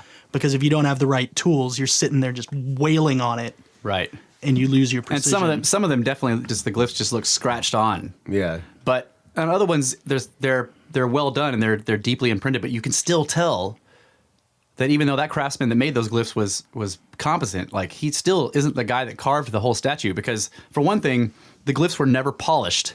Yeah, that's what I was gonna say. Like they're white. Yeah, like the little border line that goes around. Yeah, whereas is like white. The entire statue is this beautiful, like black, shiny, perfectly smooth, and then the glyphs are carved in and they're really well done. They're clean and everything, but it's not. It doesn't have that. It's not polished or patina or whatever. Well, to like polished granite or hard materials like that, don't you need not only like ridiculously badass polishing materials, but you'd need some like almost machine, because to do it by hand would be fucking. Yeah, I mean, you need some kind of like dust abrasive and like you'd need advanced tech. Yeah, and well, and the other problem with a lot of these polished statues is there aren't any tool marks. Like you look at it with a microscope and you don't see the tiny scratch lines that you should get with diamond dust and rub and with a rotating polishing tool. They don't even see that. It's just fucking smooth. But they were all made with chisels. Yeah, and then they just rubbed them for thousands of years with their fingers. Yeah.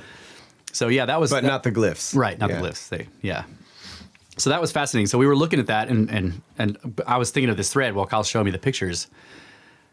And like my idea was that, like you said, their museum.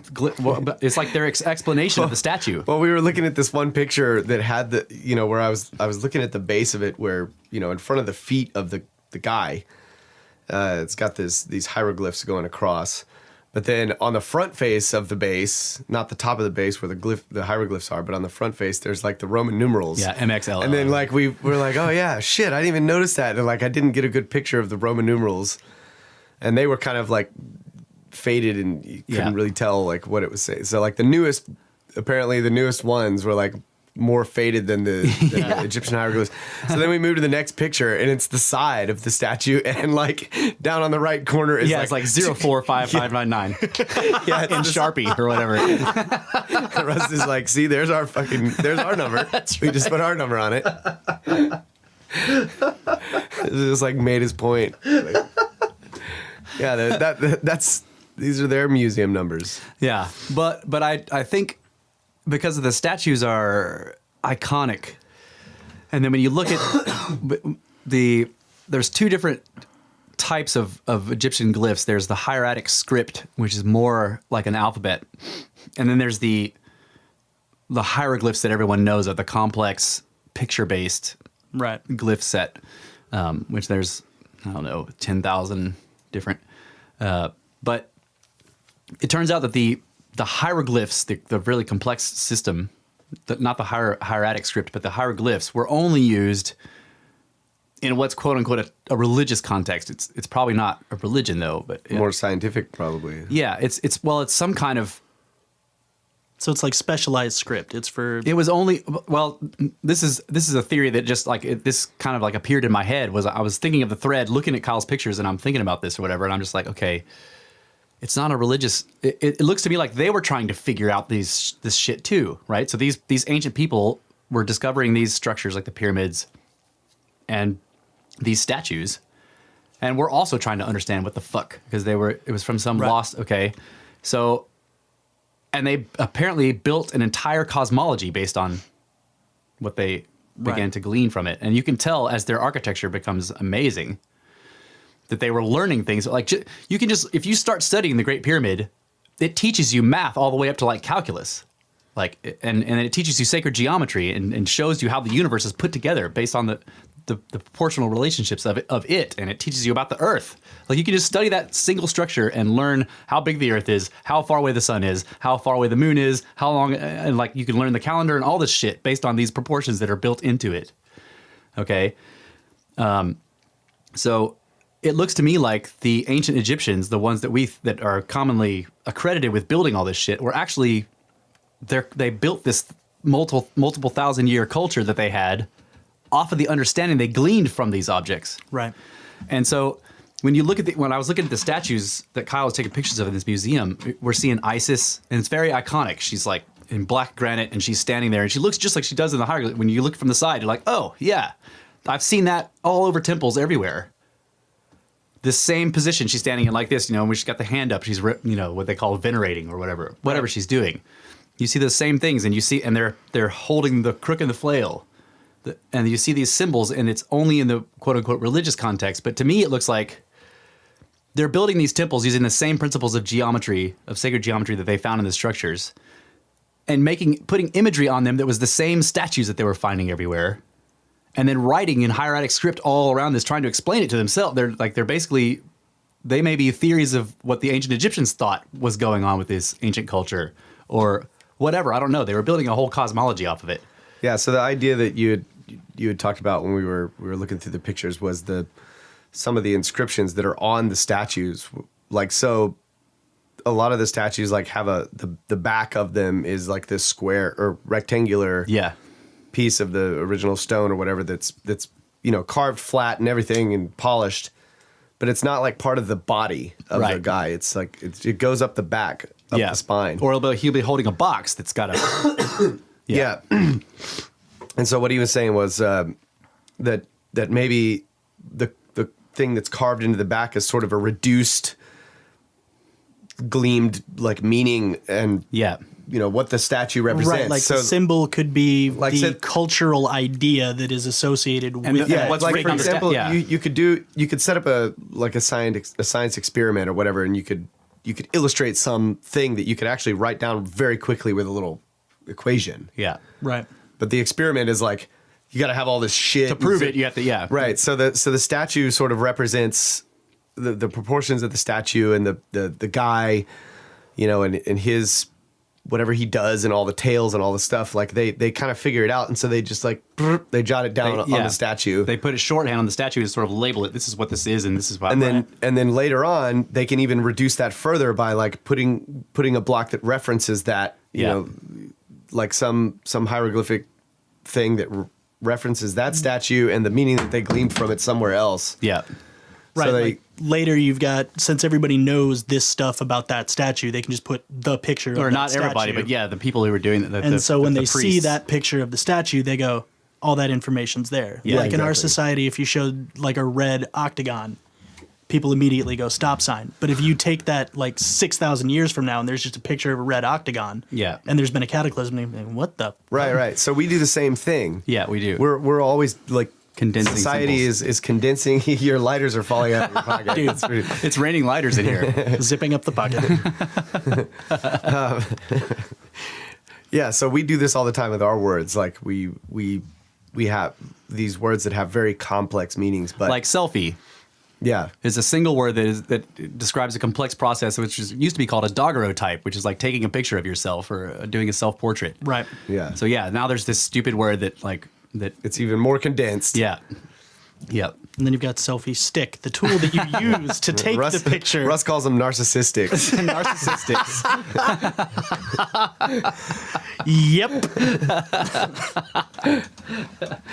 Yeah, so this was fascinating. The whole thing was fascinating on these statues. Like it's hard to describe, but really looking at them like one picture after another, and all these sort of iconic figures that I've seen in hieroglyphs and everything in these temples, and then seeing that there's this precise writing that someone else put onto it. This is called the adoption hypothesis, that whoever the ancient Egyptians are or were, they adopted these statues and buildings. Yeah. And then, but really, they actually adopted. They adapted their culture and their belief. Everything that they did seems to have been based off of what they could glean from these structures and these statues. I mean, that one that we were looking at, I don't know what it was, but it was. I looked at it, I was like, that doesn't look Egyptian at all. It looked like a postmodern. It was a sort of the upper torso of a man. Yeah. Right. And it was done in this dark. It was probably black granite or whatever. He was highly polished. His features were neutral. Like they were almost like a mannequin, almost a mannequin or a robot, and it had very clean It did not look Egyptian at all. Like some of the Egyptian statues that they made they look lifelike. They're almost like one of the figures off the cover of like Atlas Shrugged, where it's like it did look like machine jawline. Yes, like very Atlas, like extremely Atlas, like and made of stone, but it was just like this perfect, like male figure, right? Like it was amazing. Like it's not like the Greek. Sculptures, which were like very detailed, veins and all that, and they attempted to look like human, muscles and everything. No, this was iconic. Yeah, and it was just, I don't know, I can't even describe it. It was amazing to look at. It looked futuristic. It did. And he's like holding a box that's like covered in freaking hieroglyphs. Right. And to me, it looked like the front of the box used to be clean just like the rest of it, but somebody went in there and wrote their explanation. These ancient Egyptians went in there and wrote what they thought it was, what they thought it meant on there. Or it may be numbers or an equation. I don't know. I'm just saying that, like, to me, it whoever made those glyphs on the front of it clearly did not make that statue. The other idea is that perhaps like the statue was made by machine, and then like someone says, I want this statue made exactly like this, and then they make it by machine, and then by hand they put that's true the hieroglyphs on it. And in the thread, but the other thing is with the non-polished hieroglyphs, they stand out. Yeah, they just pop. Yeah, dude. Right. Like, because there's the contrast. yeah, they're like white on this black granite. right, which may be intentional. Yeah, it could but be still, intentional. like, But they still looks like by hand, whereas the statue itself looks like machine. it had to have been done by a machine. Yeah, it's too precise, and there's no tool marks. Like I said, on a lot of those, like a lot of those polished things that. Yeah, they put them down into some like solution and just like hit them with it just made it smooth. Yeah, with, ultrasound. Yeah, for like a couple of years. and lasers with sharks. And a piranha gun. That's right. You know, it's interesting because I've never had this thought until now, but like Chinese text and the Japanese, like the longhand, ridiculous 50,000 characters to convey language, those aren't pictographs. They used to be, though. Right, but I mean, like, when you see the letter or the form that represents, like, tree, Yeah. it doesn't look like a tree specifically. Used to, though. Yeah. Well, There's a known progression of those symbols that where you could see, like, ninja used to look like a ninja, and then, like, now it doesn't. But there's a progression that's, Okay. yeah. Whereas with Egyptian hieroglyphs, they just appear out of nowhere. That's what I'm fully formed. saying. Yeah. Like, they're complex pictures. Yes. Like, I remember you showed me one once where there's, like, it looks like a guy is reaching out, like he's got his hands out sideways because it's in 2D, but his fingers are extending outward and in waves. Yeah, that's right. And there's like a block being moved along, and you're like, "What and the he's sitting fuck on top does of that mean?" He's sitting on top of like a jagged line of waves, and behind him there's a floating bowl. Yeah, and you're like, "What?" Yeah, there's a lot, and of course, like ancient Egyptian culture lasted like if you start from the Old Kingdom, and you go all the way up to like the 25th dynasty or whatever, like all the way, you're spanning thousands of years. So some people in the same thread where this guy was posting pictures and suggesting that these statues were adopted, some people were saying no, they were adopted, but they were adopted by the later Egyptian. They were made by the early Egyptians and then adopted because you got thousands of years that span, and you have these. So we're kind of saying the same thing, except that like you're still suggesting that the Old Kingdom could do way better carvings than the New Kingdom. Like in other words, it still doesn't fit the linear development. Yeah. Right. And they're right. Between Middle and Old Kingdom, or between Old Kingdom and Middle Kingdom, there was an intermediary period, which that's what they call it. But it basically means like there was no civilization during it. It was just chaos, and people were, Dude, I'll believe that when they show me the shoulder waves. Hundreds of years long. show me the what? Show me the shoulder waves, dude. Forget this. Show me the pot Shoulder shards rivers. thing. I want to see the shoulder rivers. Shoulder Show rivers. me the shoulder rivers. Yeah, and the bowling dude. pin hats. Then I'll believe. Yep. I got to see lots of bowling pin hats. Yeah, there was that one statue you were showing me where he had a bowling pin hat on, but it had these weird things on the side. Yeah, the doors sort of that are opening. I guess so. They were kind of like they were sticking off of it. And they were it was lopsided, and like he had this sort of like a snake-like appearance. Like his lower body was all it had He been was real snaky. His lower body had been somebody had defaced it. It was like rough, and like somebody had gone in there and just. But you could see that it used to kind of have this curve. Like he was like a naga, like a Yeah. Like what you would like think of a centaur, but with a snake instead of a horse. Right. There's like all these different levels of bowling pin hats. There's like just the pure bowling pin that's in the like the wine bucket. Yeah. You know? Like this little bucket with ice and the bowling pins jammed in there, and then there's like a little flower sticking out. and then there's like these gates, these huge fucking gates that sort of curl away from each other. And they have trees in them. Yeah, some of them have trees in them. Yeah. But like then sometimes you'll see the gates are like partially open and you can kind of see a bowling pin behind it. And then there's like a really badass dude and his gates are really wide open and the bowling pin's just like completely out of there. It's like coming out. Remember, I don't know what. Wow. There's this wall. There's the double bowling pin hat thing too. There's this wall. I can't remember where it is, but Karnak. Tom took pictures of it. And like Russ is like, yeah, we're flipping through there, and I'm like, whoa, go back to this, go back to this. And it's like on the wall, there's all these people carved, and they're enormous. Yeah, they're huge, but it looks like a classroom, right? It's like rows and rows and rows of them. Yeah, and there's a guy, and he's like facing all of these other people who are sitting down. Yeah, and there's a long row of all these people sitting down, and all of their hats are like kind of cool, but the guy that's like talking to him has the kick-ass like gates all the way open, bowling pin, fucking serpent, fucking flower. He's got everything on his hat. And then, like all the other dudes, their hats are like different, and I'm like, okay, it goes through a sequence, and the guy, the teacher is like, he's like the Horus dude, you know, the bird or whatever, and then in the next one, the teacher's a different guy, and the bird's sitting down, and he's a student. Yeah, and then in the next one, it's like So there's like a group of people, I don't know however many it is, 12 or 13. Yeah.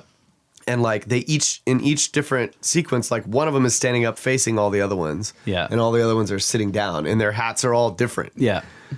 So Does I'm like, this is a change? fucking. Like when they go back to Yeah. Their hats are different. So it's like there's something here about like each one of these people is like teaching at one point something, and like while they're teaching, their hat's badass. Yeah. And then the students' hats are all like kind of getting cool. Maybe it's like whenever they go to teach, their flaps open up. Well, and then, remember, like whenever they go to sit back down, their flaps close. Remember, we were saying that this may be representative of some kind of process. If each person is, Did you say there were like 12 or 13? I don't know exactly what the number is. A zodiac. Yeah. Well, but there's this. Yeah, that's why I said that. Yeah, but I'm not we were really looking sure. at it and like so that the idea is that you should be able to look at this and understand what's going on. Right. One would think. And this is also, there's a big thread about this on the Graham Hancock forum, and I was reading it. I'm like, okay, we talked about this. Like when we were looking at those same pictures, we were like, this could be describing some sort of event or process, and like the different people are symbolizing forces or right. whatever. And so the guy who's standing up is like, that's the force that's prevalent in this particular, but all these other forces are there, but they're sitting down. So they're being led by this one in the front.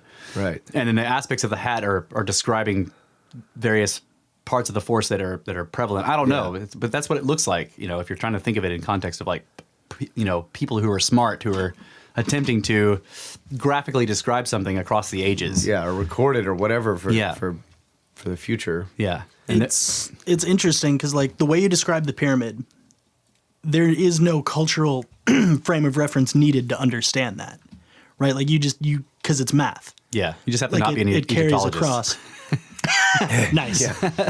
But it's almost like with this other stuff, like what you're describing now, that you're right. It should be apparent, but it's like we don't have the frame of reference. Right. And it's like maybe in scrolls somewhere or like stuff that was burned in Alexandria or whatever, like you have the translated reference. But it's almost like if you think about, say you take like the history of rock and roll and you've got like the first electric guitarist, he's the first guy up there. Then you've got the descendants going down, and then you've got like Clapton and Hendrix and Payton and whoever else. And you make like when they're standing up there, you see the other guys who came before them or after them. But if you have no concept of rock and roll or what an electric guitar is, you have no fucking idea who those guys are or why they're up there. Yeah. So it's like there's some sort of key knowledge or cultural understanding that's missing, so that when we look at it, we go, well, that guy's got a lot of flowers. Well, that's why I think Graham Hancock's work is so important, because he's looking at, the possibility of a civilization that was destroyed right by a cataclysm, yet there were survivors. Right. And so when you look at it in that context, but at first for me, it was like kind of boring because I wanted it to be UFOs and fucking aliens and all that shit. But then after getting into it, it was like, whoa, like maybe all of this stuff that like these people spent so much time and effort to put into stone they are trying to communicate something to us that we can't understand. And that big piece of the missing context That's what we is need that to like, find. hey, check it out. You're on a rolling ball in space and you're going to be destroyed. Yeah. And that's what happened to us. You need to Yeah. like focus on this kind of stuff that we didn't, Right. have time to do. And then it was quant stuff for thousands of years. Like Right. that original message gets quant stuffed and religiousized or whatever. Yeah, for but thousands you of can years. see it like in all these religions. You can see it. It's in the oral traditions of the destruction and not living in harmony and all of the kind of stuff, or defying God and being destroyed by lightning and all that Smitten. shit. Smite. It's in there. So I like, yeah, absolutely. Looking at it and like trying to take basically what we have to guess at what that context is, the missing context. And if I think, Graham Hancock's work is on point, like that. No, for sure. That is probably most likely the context. Like, hey, guess what? We're not here anymore. Right. Right. We got our asses handed to us. Yeah. And one of the things that really drove it home for me when, I've said it before, like when Russ broke my eyes and I couldn't see the world any other way ever again. And it seems really useful is when you find comparative like connections. Yeah. Like when you look at Incan or Mayan and you can see that in Egyptian or Sumerian and you're like, those are the same things. And so it like leads you to understand what's important and kind of like decipher and put it back together. That's the other thing. I think maybe the sad thing about the Roman culture. Well, I shouldn't say that. My experience in Italy, looking, in Rome, looking at all of their structures. When in Rome? Yeah. Continue. When I was in Rome. Please continue. Was that it seemed to lack that sort of Like desire to pass something to the future. Yeah, it was more extravagance almost. Except there was this. What I thought was cool was where they had taken the obelisks from Egypt. They stole them. Yeah, they stole them, but they put them up on these massive marble carved structures with all of their gods and everything underneath, with the fountain and everything. It made it look all badass. But the obelisk was on top. Yeah. So it was like they were respecting this culture that had achieved this ability before them. Yeah, and I would suggest that the Romans knew that the obelisks they were taking were not built by the Egyptians that they were were contiguous with. Yeah, maybe so. Because they took over from Greece, and Greece was Hellenistic Greece was like running Egypt at that time. They had access to it. I kind of interrupted my own point, which I meant to say. The sad thing to me about the Roman stuff was it was more about themselves now. Yeah. Like then. Yeah. Then, whereas a lot It's of these not transcendental. Right. Whereas a lot of these other structures we talk about and like to look at seem to be more mysterious. Yeah. They're more trying to communicate something. Yeah. Like the walls full of hieroglyphs. Yeah. All the you're like, okay, what are you trying to tell me, bro? Yeah. Whereas you look at a Roman bath and it's got stuff all over the walls, but it's just people bathing in the bath. And not to slight the artists of that time either, because they actually knew a lot of shit. Here's how you take a bath. That's right. Like those artists knew a lot of stuff. Obviously, they put a lot of esoteric stuff into their artwork. The Egyptians didn't even know how to draw 3D. Like everybody was like stuck, and their eyes are like. I weird. beg to differ. I mean that freaking. I know. It's just funny. It's like because that to me that makes even the the high relief figures are still a script of a kind, because you look at them and you see all this. I can't remember what it's called, but there's this stuff that they do to overcome the fact that it's a 2D thing, but they're trying to show you a 3D effect. Like there's a lot of them where like the god being showed or whatever has an ankh over his arm, right? Yeah. And so it should kind of hang and be weird, and you should not be able to see the cross part because it should be facing you or whatever. But they do this strange thing where they make it kind of curve this way so that it's still flat, right? Yeah. To me, that makes it obviously a written thing. They're writing, because writing is just 2D no matter what you're trying to show. And they put all this detail. It's like very ostentatious, like calligraphy type of writing, where you draw and you put flowers on the ends of the letters and shit like that, But it's still a script. It's still a text. Yeah. So like they take the images and they sort of do like a a Mercator kind of thing where like they force 3D into 2D. Yeah. And there's a specific word for it where you see it happening and like, so when we understand what the object is. And now we are looking at the Mercator projection of horrors. That's right. Yeah. I was gonna be like, is it mercatized? So they had to use spherical trigonometry to put it on. that bowling pin hat is showing you how they split his face up to make it. It's the pattern that they cut his face into to make it 2D, but you just see the whole thing. Okay, you also found another strange mystery in that museum with the Tahoti statues in his baboon aspect. Yeah. There was like the first one I saw was like just pieces of it, but the head was pretty well complete. But there was a hole in the top of his head, like straight down from the top, and it was kind of square shaped. You could fit like 4 fingers into it, but it was deep And it was rough. It wasn't, it was not like polished, but it wasn't part of the original. I don't know. Yeah, it just looked like somebody had done this later. Like, It looked to me like somebody cut a hole in his head, right? And I looked, kind of leaned over it and shined my phone light in there, which you were not supposed to. But anyway, I did it. I was like, screw this. Get kicked out. Look at ancient shit. But yeah, it's like maybe it looked like 3 inches deep or something.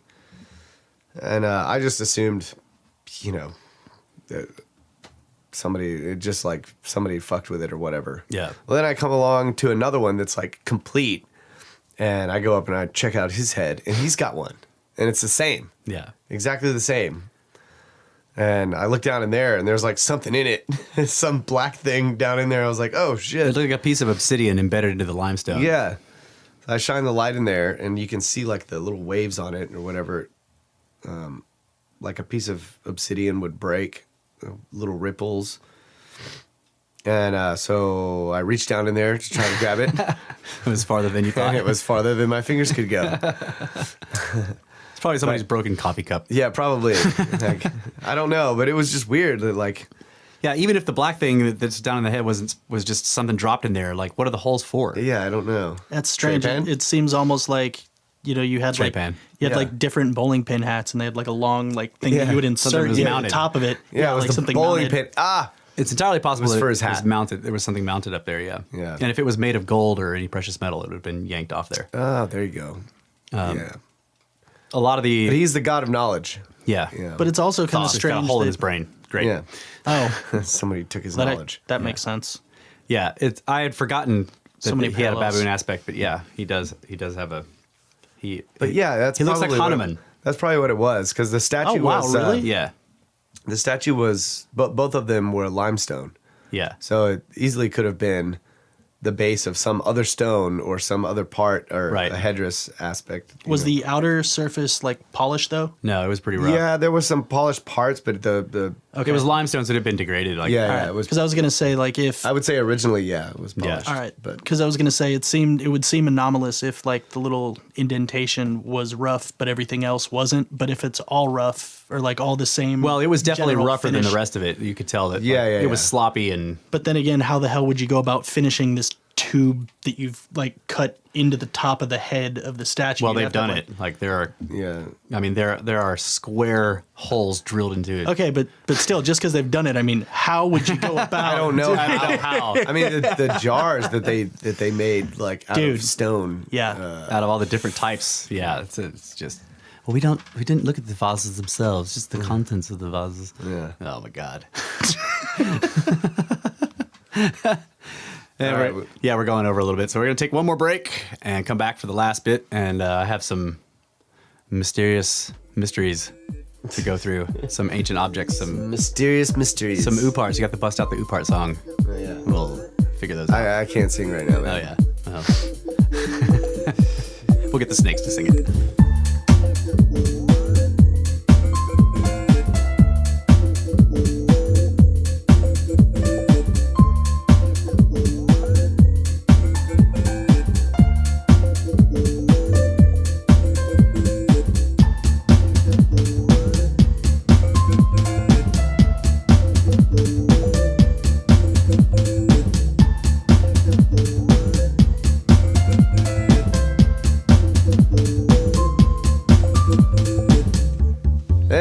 back from our break.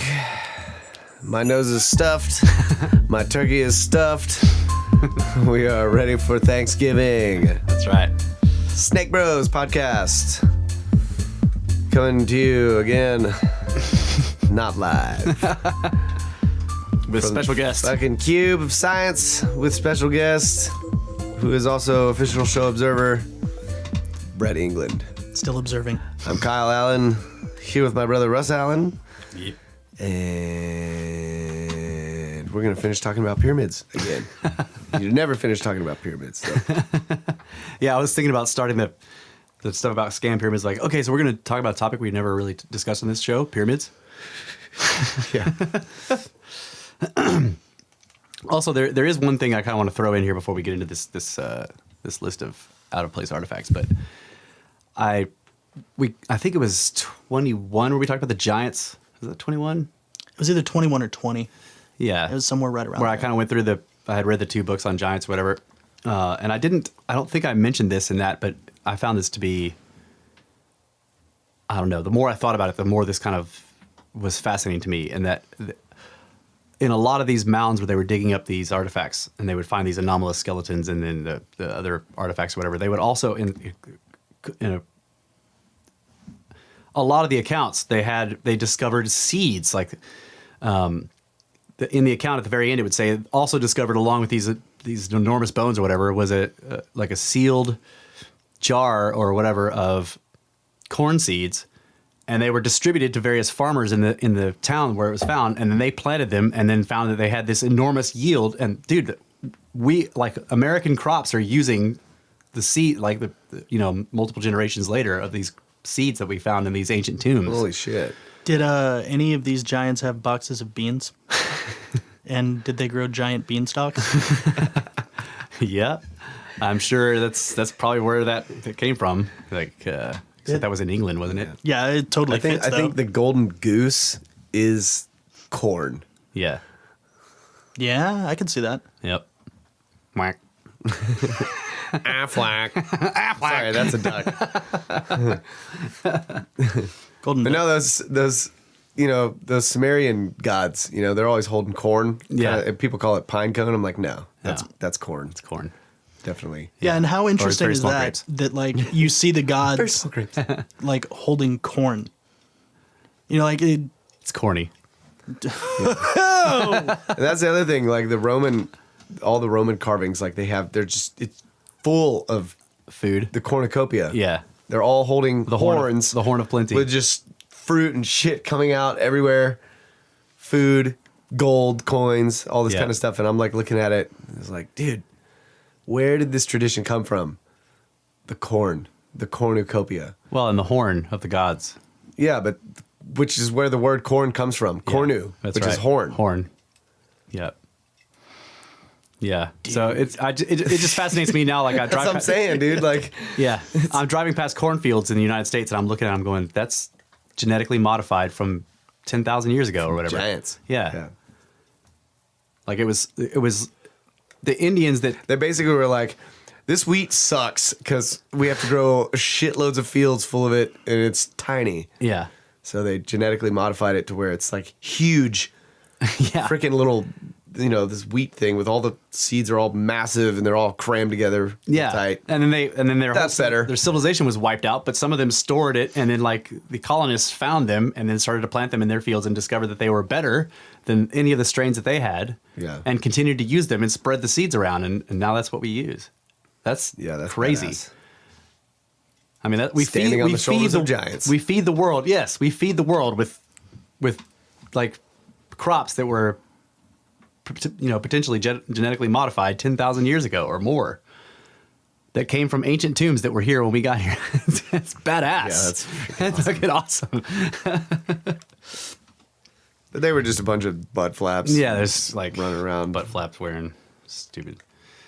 how big do you think a giant's butt flap would be? He would have to use an aurochs to make it, That's what I'm saying. or like the bison bull, whatever. Like there Come on, must have there guys. must have still been like They could sew. Okay. Oh, yeah. He could have used mice. Lots of mice. Like my mink butt flap. All right, so I have this list of, and it's really long, but it's called Strange Relics from the Depths of the Earth. Okay, and basically it's just a list of anomalous artifacts and objects and fossils that have been found, and they're all anomalous in terms of the where they were found, like in what strata or Right. So the first part is mostly about human remains or whatever. Let's see. Which didn't they recently find something else that is blowing their theory of out of Africa apart again? Yeah, it's now like into Africa. Well, they found the one in Europe. Yeah. Right. And then later they found another one in Africa that was in a different part. Yeah. Yep. That's even older than that. So they're all screwed up, but they don't. Yeah. Well, No one talks about that. The thing is, if you go back far enough, all the continents touched and came together, and then all of the people, because of the problem with the wind, they blew to different places. The problem with the Pangea, and they all took luck. Yeah. The problem with the Pangea theory is that, according to geology and tectonic plate movement, Pangea was the conglomeration of all the continents is 550, 600, 700 million years ago, which is before all life. Yeah, but that's using the same uniformitarian and I know, it's using their theory. This is why you can't explain. Every time I try to use their theory, I end up sounding like that. I go, because take look. Boxing. Okay, so let's see. We've gone through some of these. The first ones were about the tabletop mountain stuff. Yeah, so I can skip that. Okay, so it starts to get interesting here. In 1958, Dr. Johannes Hützler, some German guy, okay, the Museum of Natural History in Switzerland, well, it's Swiss, unearthed a human jawbone at a depth of 600 feet in a coal mine in Tuscany. The bone had belonged to a child between the ages of 5 and 10. It was flattened like a sheet of iron. But the jaw was declared by several experts to be not only human, but modern looking at that. What mystified them was that it had been encased in Miocene stratum, which is geologically dated at 20 million years. The doctor who found it declared it to be the world's oldest man, but his fellow anthropologists did not give it the same distinction. Here were human remains in more modern appearance than all the ape men forms ever found, and yet they were 5 times as old as any of them. In fact, the jawbone is as old, if not older, than many of the ancestors of the apes. Well, what if the kid just fell in the mine? Yeah, that just tells me that your model is wrong. The dating is totally wrong, yeah. But I mean, not just the dating of the jawbone, but the dating of the strata. Yes, that's what I mean, Yeah. Okay, so early in November of 1926, archaeologist J.C.F. Siegfried made a discovery in another mine, this one the number 3 shaft of the Mutual Coal Mine of Bear Creek, 55 miles southwest of Billings, Montana. He found a human tooth in which the enamel had been replaced by carbon and the roots by iron, by seepage petrification. In an account published in the Carbon County News and dated November 11th, 1926, he reported that he had meticulously preserved the mineral matrix that had been deposited around the tooth, and several dentists identified the mold created as being a human second lower molar. The tooth, however, came from the lower level of the mine, an Eocene deposit dated at 30 million years old. Siegfried could generate no interest in his find among other specialists, and as far as it is known, no one has done any further study of this mystery. But they're all like this. Yeah, like they just same problem. They just get ignored, yeah. So, question, because at some point I'm going to run out of jokes about the standard model. When that happens, can I just say Skerpy derp derp derp, and then we'll count that as me saying something snarky? Yeah, I think so. All right. Okay, so, and Kyle briefly mentioned this particular, I wanted to read this one because he talked about it, but we didn't have the details. So, in 1973, a rock collector named Lynn Ottinger was searching over a rock plateau that had been bulldozed in preparation for the beginnings of a mine near the Big Indian Copper Mine, which is 35 miles southwest of Moab, Utah, which we've been there. It was cool. Yeah. During the pickings in the exposed rock, Ottinger suddenly found pieces of bone and teeth and traced these to a patch of sand with a brown stain, which is a telltale sign of decayed organic matter. Carefully removing the sand, he discovered the top portion of a large intact bone. So he realizes the importance of his find and decides to have some experts and other accredited people. Because he was just a rock collector. Right. So he could easily be Skerptards. Right. So he decided to get to round up a bunch of people to witness, and he ends up getting journalists and cameras. So a week later, he returns to the plateau with Dr. J.P. Marwitt, the professor of anthropology at the University of Utah, photographers, news reporter, and a bunch of other observers. With the cameras recording the event, Dr. Marwitt carefully removed the lower halves of 2 human skeletons. The bones were articulated, laid out naturally, showing the bodies had not fallen or been washed into the strata where they were found. These and other factors revealed the bones to be as old as the layer in which they were found. The problem is the layer is the Lower Dakota and Upper Morrison formations, which are over 100 million years old, according to uniformitarian geology. As Marwitt noted, the bones were not simian or even half ape. They were fully human and modern. The skeletons were taken by Marwitt to the University of Utah to run laboratory datings on them, but whether the tests were ever run, there was no official confirmation. One gets the impression they were, and that the findings were too disturbing for the conservative thinking. Marwitt suddenly became disinterested in the project and left Utah to take up a teaching position elsewhere. He just left the college. Yeah. I think this is one of the ones where like they were having the big debate in the public and they forum, just decided not to and then talk they about were it. like, okay, well, the best thing to do is just not talk about this. Right. This is exactly the one you were So the rest of the data, newer data that they could find that fit their model could just make that one continue to look like it was bullshit. After years of the bones being there, Ottinger finally recovered them because nobody was doing anything with them, and that ended the quote-unquote scientific inquiry. Let's see. The Saturday Herald of Iowa City carried an article that on April 10th, 1867, human remains and artifacts were brought to light at the Rocky Point mine in Gilman, Colorado. At a depth of 400 feet below the surface, excavators found human bones embedded in silver. I didn't even know silver was like... I didn't know you could find that. In a vein? Yeah. Silver. I thought you had to do like processes to get it to be silver. No, I mean, there are silver veins. I'm sure there's other stuff mixed in that you have to get out of it. Yeah, there's definitely silver veins. Along with the bones was a well-tempered copper arrowhead. At best can be calculated the vein in which the items were situated was 135 million years old by present geological standards. How do you get a well-preserved piece of copper? In silver? Well, I guess, in silver. Yeah.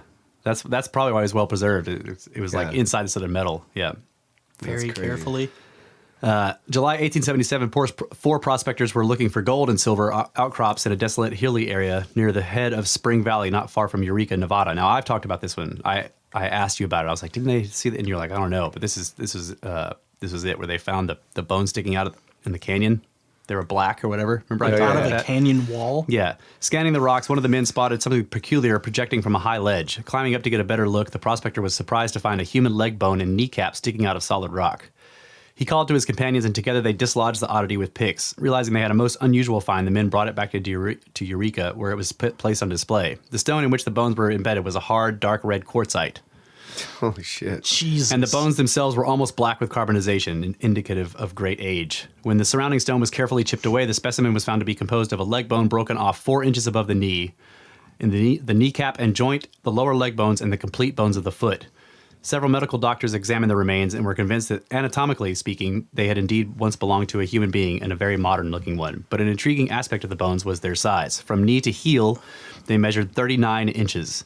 Their owner in life had thus stood over 12 feet tall. Holy shit. Compounding the mystery further was the fact the rock in which the bones were found was dated geologically to the era of the dinosaurs, the Jurassic, over 185 million years when everything ago. was big. That's right. Wow. Found giant bones in dinosaur rock. Not a big surprise. The local papers ran several stories on the marvelous find, and 2 museums sent investigators to see if any more of the skeleton could be located. Unfortunately, nothing else but the leg and foot existed in the rock. So it was cut off in the thigh, like 4 inches above the knee. It was just the lower leg. And to put that in perspective, the inseam on my pants, so my entire leg is 32 inches long. Right. This guy from just above the knee down was 39 inches long. What? Holy shit. 39 inches. Yeah, almost 40 inches. It's really, he was tall. Do you guys have, some 39s? 3259s? The next and last skeletal find takes us another quantum leap in geologic time and plunges us deeper into the Earth strata. Okay, so let's see. Scientific American article published in 1880 reprinted the particulars of a discovery made in the spring of that year. Dr. R.W. Booth, who operated an iron mine 3 miles from Dry Branch in Franklin County, Missouri, unearthed from a depth of 18 feet a human skull, portions of ribs, vertebrae, and a collarbone. With them were 2 barbed arrowheads of flint and pieces of charcoal. Dr. Booth realized the significance of all of this, but was frustrated when just at a touch the skull crumbled to dust and the other bones likewise broke into pieces. But these pieces nevertheless told their story. Later analysis showed that they were definitely human. 2.5 weeks later, Dr. Booth reached a level of 24 feet and found more of the same skeleton, a thigh bone, vertebrae, and more charred wood. What is more, the remains were found resting on a layer of iron ore, which bore the impressions of a coarse matting. Okay, one could still see the marks of crisscrossing fibers on the iron ore that the skeleton was found on. What astounded Booth was that the layer in which both portions were dug up was the second or sequoial sandstone of the Lower Silurian, dated at an incredible 425 million years old.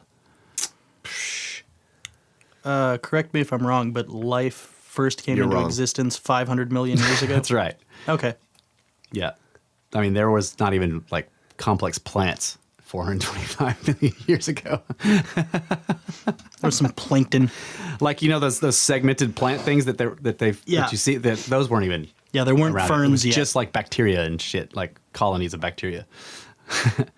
Okay, so there's a big section on footprints, which some of that stuff's fascinating, but I'm going to skip most of it. But there's a couple here. Let's see. Is your ass hurting? Yeah. Sorry, I need to get a better better guest stool. Well, sit on that big foam block there. good idea. Yeah, that was made for 5 hard drives, which I found on the side of the road. Hey. Now you're really tall. I'll slouch. I don't want to adjust the mic. All right, let's see. I gotta find this. Sorry, the article is incredibly long. It's all right. We're fixing Brett's situation over here. Okay. Well, okay. This. Back in my day when you podcasted, it was on a hard stool uphill both ways. I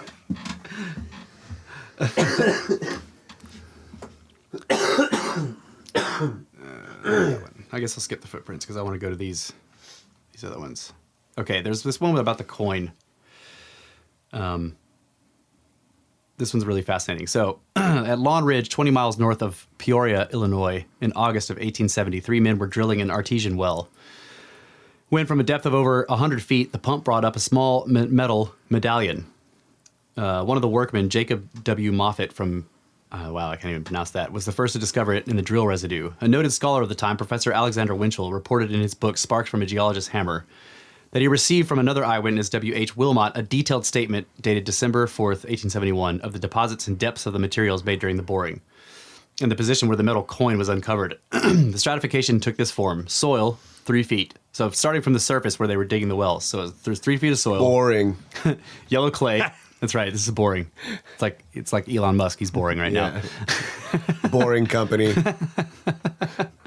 So 3 feet of soil, yellow clay 17 feet, blue clay 44 feet, dark vegetable matter 4 feet, hard purplish clay 18 feet, bright green clay 8 feet, mottled clay 18 feet, paleosol, which is an ancient ground surface.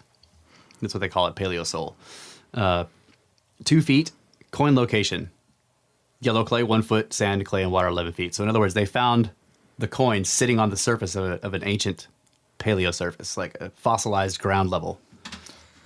100 feet below the surface. What kind of coin? Yeah, so the strange coin medallion was composed of an unidentified copper alloy, about the size and thickness of a U.S. quarter. It was remarkably uniform in thickness, round, and the edges appeared to have been cut. Researcher William E. Dubois, who presented his investigation of the medallion to the American Philosophical Society, was convinced that the object had in fact been passed through a rolling mill. The edges showed further evidence of the machine shop. Despite its modern characteristics, however, Dubois plainly saw that upon the object, quote, "the tooth of time is plainly visible," unquote. Both sides of the medallion were marked with artwork and hieroglyphs, but these had not been metal engraved or stamped. Rather, the figures had somehow been etched in acid to a remarkable degree of intricacy. One side showed the figure of a woman wearing a crown or headdress, her left arm raised as if in benediction, and her right arm holds a small child, also crowned. Very ISIS / marriage. Yeah. The woman appears to be speaking. On the opposite side is another central figure that looks like a crouching animal. It has long pointed ears, large eyes and mouth, claw-like arms, and a long tail frayed at the very end. Below and to the left of it is another animal which bears a strong resemblance to a horse. Around the outer edges of both sides of the coin are undecipherable glyphs. They are a very definite character and show all the signs of a form of alphabetic writing. So alphabetic as opposed to hieroglyphic, which is alphabetic is considered to be an advancement over hieroglyphs.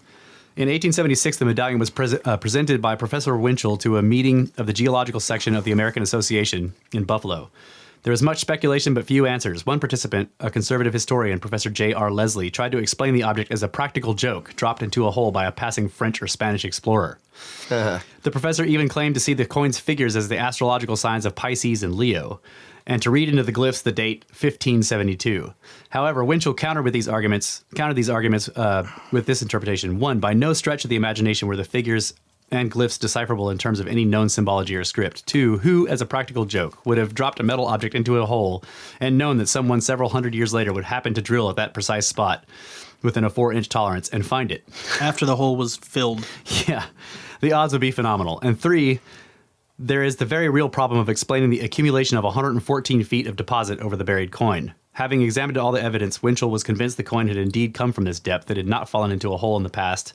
The sediments that had been drilled through to get to it were uniform and undisturbed, and the amount of sedimentation was not what would have settled on only a few centuries. In fact, recent calculations based on the uniform rates of alluvium deposit and radioisotope dates for this region estimate an age for the materials from just below a depth of 100 feet to be between 100,000 and 150,000 years. So what conclusions can we draw about this? Okay, so they say, a lost civilization once existed on the North American continent which worked in copper and other metals, possessed art and writing, attired themselves with crowns and other clothing, knew of perhaps domesticated several animals including the horse, utilized acids for etching in a manner that is still not understood today, and possessed forms of machinery for the cutting, rolling, and processing of metal pieces. Yeah. Or, by the way, there also happens to be a massive copper mine that's incredibly ancient in North America. Okay, or aliens. We have all underestimated the lengths that a Spaniard is willing to go to pull off a prank. Could be. Fucking Spaniards. Okay, let's see. Skip this one. Always pranking us. Yeah. Dude, that's like the guy from Egypt did an explanation. I knew the chamber was there. Yeah. Spaniard playing a Thanks prank. for finding that chamber that I already knew was there. Yeah. In 1865, this is a short one. In 1865, a 2-inch metal screw was discovered in a piece of feldspar unearthed from the Abbey Mine in Treasure City, Nevada. The screw had long ago oxidized, but its form, particularly the shape of the threads, could clearly be seen in the feldspar piece. The stone was calculated to be 21 million years old. Good God. So what's interesting about these artifacts as opposed to the human bones is like... That's the oldest screw. Yeah. The artifacts imply not just the modern humans, but now we're talking about technologically advanced. Right. Okay. That's what's interesting to me about them. Did they ever do analysis on that unknown copper alloy? Like, what did they mix the so copper many times with? I've heard that. Unknown copper alloy. Yeah. Like, is it because it's mixed with space metal? Like, we can't figure out, like... Well, it was in the late 1800s. They probably didn't have spectrographic analysis. Well, I mean, yeah, but it's there's got to be surviving things that we could do it now on this unknown copper alloy. But usually what happens with these kind of artifacts is they vanish. Yeah. Because somebody doesn't want that, you know. They either disappear into somebody's collection, and at that point the person who disappeared it is like somebody's great-great-grandfather, and it's in the attic of somebody, and they don't know. Right. Or it's in a landfill because it got thrown away. Somebody like looked at it from the trunk and they're like, "What is this? Oh, stupid penny," you know. Yeah, it's like Kyle said though. I've heard that so many times, and I'm like, how do we not know? They didn't know. They tried to spend it, and then they got busted and thrown in jail for counterfeit. That's right. Well, okay, so here's one where some of that stuff was done. Or they had to join the Navy. Yeah.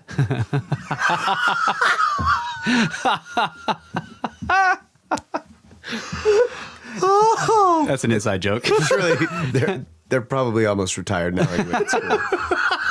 In the fall of 1885, at an iron foundry owned by the sons of Herr Isidor Braun, located in Schondorf near all these names. Upper Austria, okay? A workman named Riedel was breaking up a block of tertiary brown coal that had been mined from the pits at Wolfshag near Schwimschwimschwimsch, and was found to was about to be used to heat the foundry's giant smelters. As the block disintegrated into several pieces, out dropped a strange cube-like object. In 1886, mining engineer Dr. Adolf Gerlt made a report to the Natural History Society at Bonn in Germany and noted that the object, coated with a thin layer of rust, is made of iron, measures 2.64 by 2.64 by 1.85 inches, weighs 1.73 pounds, and has a specific gravity measurement of 7.75. 4 of the iron's cube sides are roughly flat, while the 2 remaining sides are convex. A fairly deep groove was incised all the way around the object, about midway up its height. Other early studies of the iron artifact were in scientific journals of the day, as Nature in London, November 11th, 1886, and L'Astronomie in Paris, 1886, page 463. A plaster cast was also made before the turn of the century, important because original objects subsequently suffered from handling and from being disfigured by samples having cut from it, so on and so forth. Okay.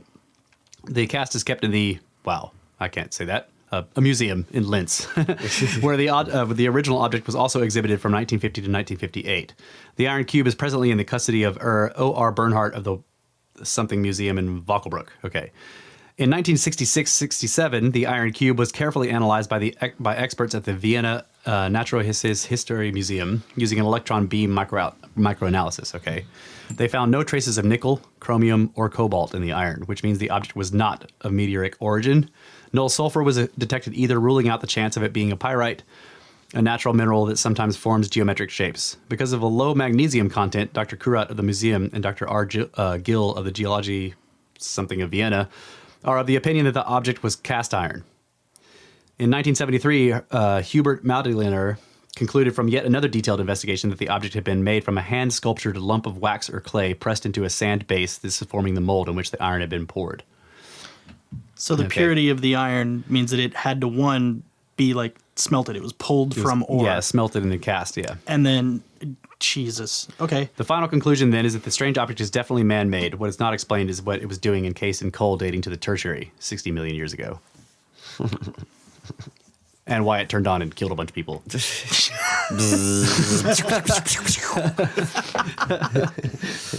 Okay, so there's some structures. I'm going to get past these. It's a fucking science cube. That's right. I want to get past the metal objects to the structures. Okay, let's see. I think this is the first one.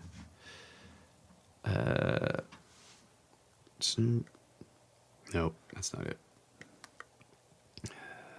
The first one, okay. Images and stuff. So I want to find a fucking iron cube.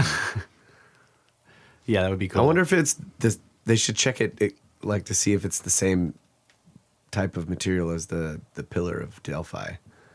That'd be cool. Oh yeah, yeah, because it wouldn't corrode. It had this little thin layer of rust they set on it, and that was it. Yeah. Okay, so there's a bunch of these strange, like they look like writing or images that people find when they're mining. Like right here, workmen cutting in June 27th, 1969, workmen cutting into a rock shelf situated on the Broadway extension of 122nd Street between Edmond and Oklahoma City came upon a find that was to create much controversy among the experts. The find was an inlaid tile floor, 3 feet below the surface and covering several thousand square feet. Holy shit. Just uncover it and build a building on top of Durwood it. Pate, an Oklahoma City geologist, commented on the floor in the Edmund Booster of July 3rd, 1969. Quote, I am sure this was man-made because the stones are placed in perfect sets of parallel lines which intersect to form a diamond shape, all pointing to the east. We found post holes which measure a perfect 2 rods from the other 2. The top of the stone is very smooth, and if you lift one of them, you will find it is very jagged, which indicates wear on the surface. Everything is too well placed to be a natural formation. Pate also discovered a form of mortar between the tiles. He believes now that the tile surface served as a common floor for several human shelters over a wide area. Delbert Smith, a geologist and president of the Oklahoma Seismograph Company, summed up the mystery concerning the tile floor in the Tulsa World of June 29, 1969. There is no question about it. It had been laid there, but I have no idea by whom. Another facet of the mystery involved the question of age. There are some differing opinions as to the geology involved, but the best estimate places the tiles at 200,000 years old. Holy shit. Yeah. That's badass. So then it goes to the Nampa figurine, which we've gone through that one before. And there's a second one. But it was probably a bathroom, you know? It was It's like the same. Stupid Greek We're bath. still doing the same shit Yeah. in our bathrooms. Got to be tile. Yeah. One of the most Definitely. convincing signs of a high civilization is the written word. In the early spring of 1891, a farmer named J.H. Hooper was examining a wooded ridge on his property, located in Bradley County, 13 miles from Cleveland, Tennessee. A peculiar stone caught his attention, which he first took to be a grave marker. But digging around it, he soon discovered that the stone was only a surface projection of a subterranean structure that extended into the depths below. He spent the next several weeks in an attempt to uncover his unusual find. We've been there where you're like, holy crap, you start digging, you realize the whole day is gone. You're like, shit, I spent all day trying to uncover this thing. This guy was going for weeks, okay? A length of wall traced for 1,000 feet, on average 2 feet thick and 8 feet high, with numerous projections like the first one, spaced along the top every 25 to 30 feet. The wall ran roughly at an angle of 15 to 20 degrees east. The structure continues on beyond the section exposed in both directions, following the crest of a ridge that extends from the Hiwassee River north of Chattanooga southward, where it dips beneath the Tennessee. Its position dates it geologically to the beginning of the Quaternary, well over 1 million years ago. The wall is composed of red sandstone blocks constructed in 3 courses cemented together with a dark red clay mixed with salt. And in numerous places it is plastered over with red, slate, and yellow clays. Along one stretch of the wall, near the northern end, at a distance of 16 feet, Hooper made without a doubt the most important discovery. Hidden beneath the outer clay plaster, a number of the sandstone block surfaces were covered with the hieroglyphs of a lost language. Oh my God. The letters were arranged in a wavy, parallel, and diagonal lines, interspersed with small pictures of strange animals which were unidentifiable. There were other symbols, too, of the sun and crescent moon, which appear to have some sort of astronomical significance. Altogether, 872 individual characters were made out. Many of them were repeated, suggesting the script is a form of pictograph like Chinese. Despite the implications of the wall and the challenge of the discovery of the unknown writing, the find was met by the scientific community with overwhelming apathy. A short notice on the Tennessee Mystery Wall appeared in the Transactions of the New York Academy of Sciences, written by A.L. Rawson, who examined the structure and script firsthand, as well as published copies he had made of some of the glyphs and pictures, but that was all, and no further study was ever made. In 1936, Tom Kenny, a resident of Plateau Valley, a town located on the western slope of the Rockies in Colorado, was excavating for a winter cellar to store vegetables when at a depth of 10 feet, his spade hit a barrier. Clearing the covering material away, he unearthed a pavement made of tiles, each man made in 5 inches square. The tiles were laid in mortar, the chemical composition of which later analysis showed was different from all materials found in the valley. The perplexing problem is that the strange pavement was found in the same layer containing the 3-toed Miocene horse, 30 million years old, according to the standard model. In November of 1829, a block of marble measuring over 30 cubic feet was excavated from a depth between 60 and 70 feet from the Henderson Quarry, 12 miles northwest of Philadelphia. So they sent it to a sawmill, and the sawmill started to cut it, and they noticed something strange. After taking off one slab 3 feet wide and 6 feet long, they had exposed an unnaturally straight-edged rectangular indentation, like deep in the rock, in the marble. Several respectable townsmen were called to the scene, and in their presence, the rest of the block surface was carefully removed. Revealed were 2 sharply defined engraved letters resembling an I and a U with a squared base. The indentations were 11.5 inches long and 5/8 of an inch in width. There was no way the letters could have been of recent origin. They were deeply embedded in the marble. Wow. So it was like something university, right? It's the IU. Yeah.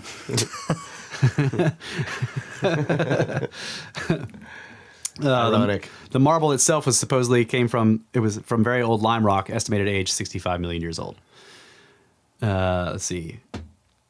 Coal mines, smooth slate. Okay, yeah. So at a depth of 100 feet, they uncovered a smooth slate wall covered with strange alphabetic writing. The letters were raised, high relief, and well defined. The coal that had covered the wall bore their distinct impression, which means the letters date to a time when the coal was in a vegetable state and had molded itself against the wall. Each sign was 3/4 of an inch in size and arranged in rows precisely spaced 3 inches apart. The first line of letters contained 25. Local teachers and ministers examined the find but could offer no explanation. Unfortunately, just before a number of university professors arrived to verify the discovery, the slate surface, which they had uncovered in the coal, like in other words, it's a piece of slate just embedded in the coal. The slate surface collapsed and died. Yeah, basically. It just fell apart. But they still had the impressions from the coal. So no further study was able to make it. But the coal was from the Carboniferous era, 200 million years old. Yeah. A naturalist named Isaac Lee. I just want a T-shirt that says "Your dating is wrong." Yeah. Okay, so let's see. In the American Journal of Science, Volume 1, Number 1, page 155, in 1822, a naturalist named Isaac Lee announced a find he had made in a stretch of sandstone located a quarter mile north of Pittsburgh. He described it as the most singular specimen he'd ever seen, an unusually flat rectangular surface, 3 feet long and varying from 5 to 6 inches wide. One end was cut off by a break in the rock, so there's no way of knowing the real length of the original impression. Anyway, to cut a long story short, it looks like rails. They kind of look like cart ruts.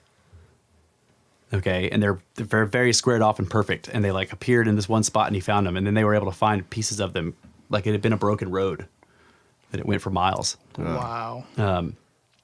400 million years old. Denovian era. Let's see. Yeah, so that's pretty much it.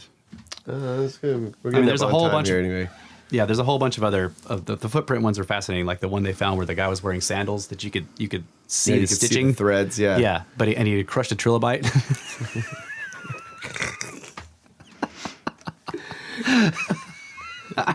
That one's hard to explain. Just a little bit. Oh, God damn it! And slightly disturbing because most of those footprints that are preserved like that were made just before the cataclysm came. Yeah. So whoever was walking there he did. Yeah. Like he died. Trilobite got lucky. Yeah, trilobite. That's right. Got a quick death. That's right. He didn't have to look at the wall coming at him. Yeah, I remember the way that it completely changed the way that I looked at everything when you had pointed out like that there's all this sea life in the limestone out here. We live in the that bones. But that it's also all in like these incredibly like Stone bones. contorted like death throw positions. Yeah. And they're all in positions of agony. Like I'm walking on the remains of like screaming fish. Yeah. Yeah, and they're all alive. Like the shells are all complete and whole and closed, which means they were all alive when they died. I mean, like they were all alive when they died. That's right. All of them were alive when they died. It's terrible, terrible thing. I hope I never wake up. We found an oyster bed. You hope you never wake up when you die? Is that I hope I never wake up dead. Yeah, that would be awful. That would be terrible. What am I doing dead? We found an oyster bed not too far from here, actually. Remember we were down at the we're down at some of the neighbors over there, and we found rocks. And I took Dad out there. I was like, "What is this?" Like there were these weird, like white marks in the rock or whatever. And Dad was like, "Oh, those are oyster shells." Yeah. Okay. Clearly an oyster bed right here on Madrona Ridge. Go looking for pearls. 1,600 feet above sea level. But continents don't sink or rise. No. Water doesn't go up and down. Stationary. That's why right. there's tides. Yep. The only thing that's changing the climate, folks, is us. I think that's about it for this episode. Thanks to me for the intro. Thanks to Kyle and Ty for all the music. Thanks to AWACS Productions, Atrium Studios, RK Enterprises, and all you other evil, greedy corporations out there that are involved with this somehow. Yeah. Fleecing all of our listeners for $0. Thanks to all the companies that make our clothes. That's right. And all of our studio equipment. And Palm Mall for these smokes. I'm waiting on when they're going to make us all wear masks so that they can filter our carbon dioxide. Oh yeah. So that we can stop destroying. You're gonna have a little like carbon so that we counter. can kill all the trees. Basically. Yeah. Starve the trees of breath. Well, it's gonna be great. Well, but if we don't stop, it's gonna get too hot and they're all gonna die.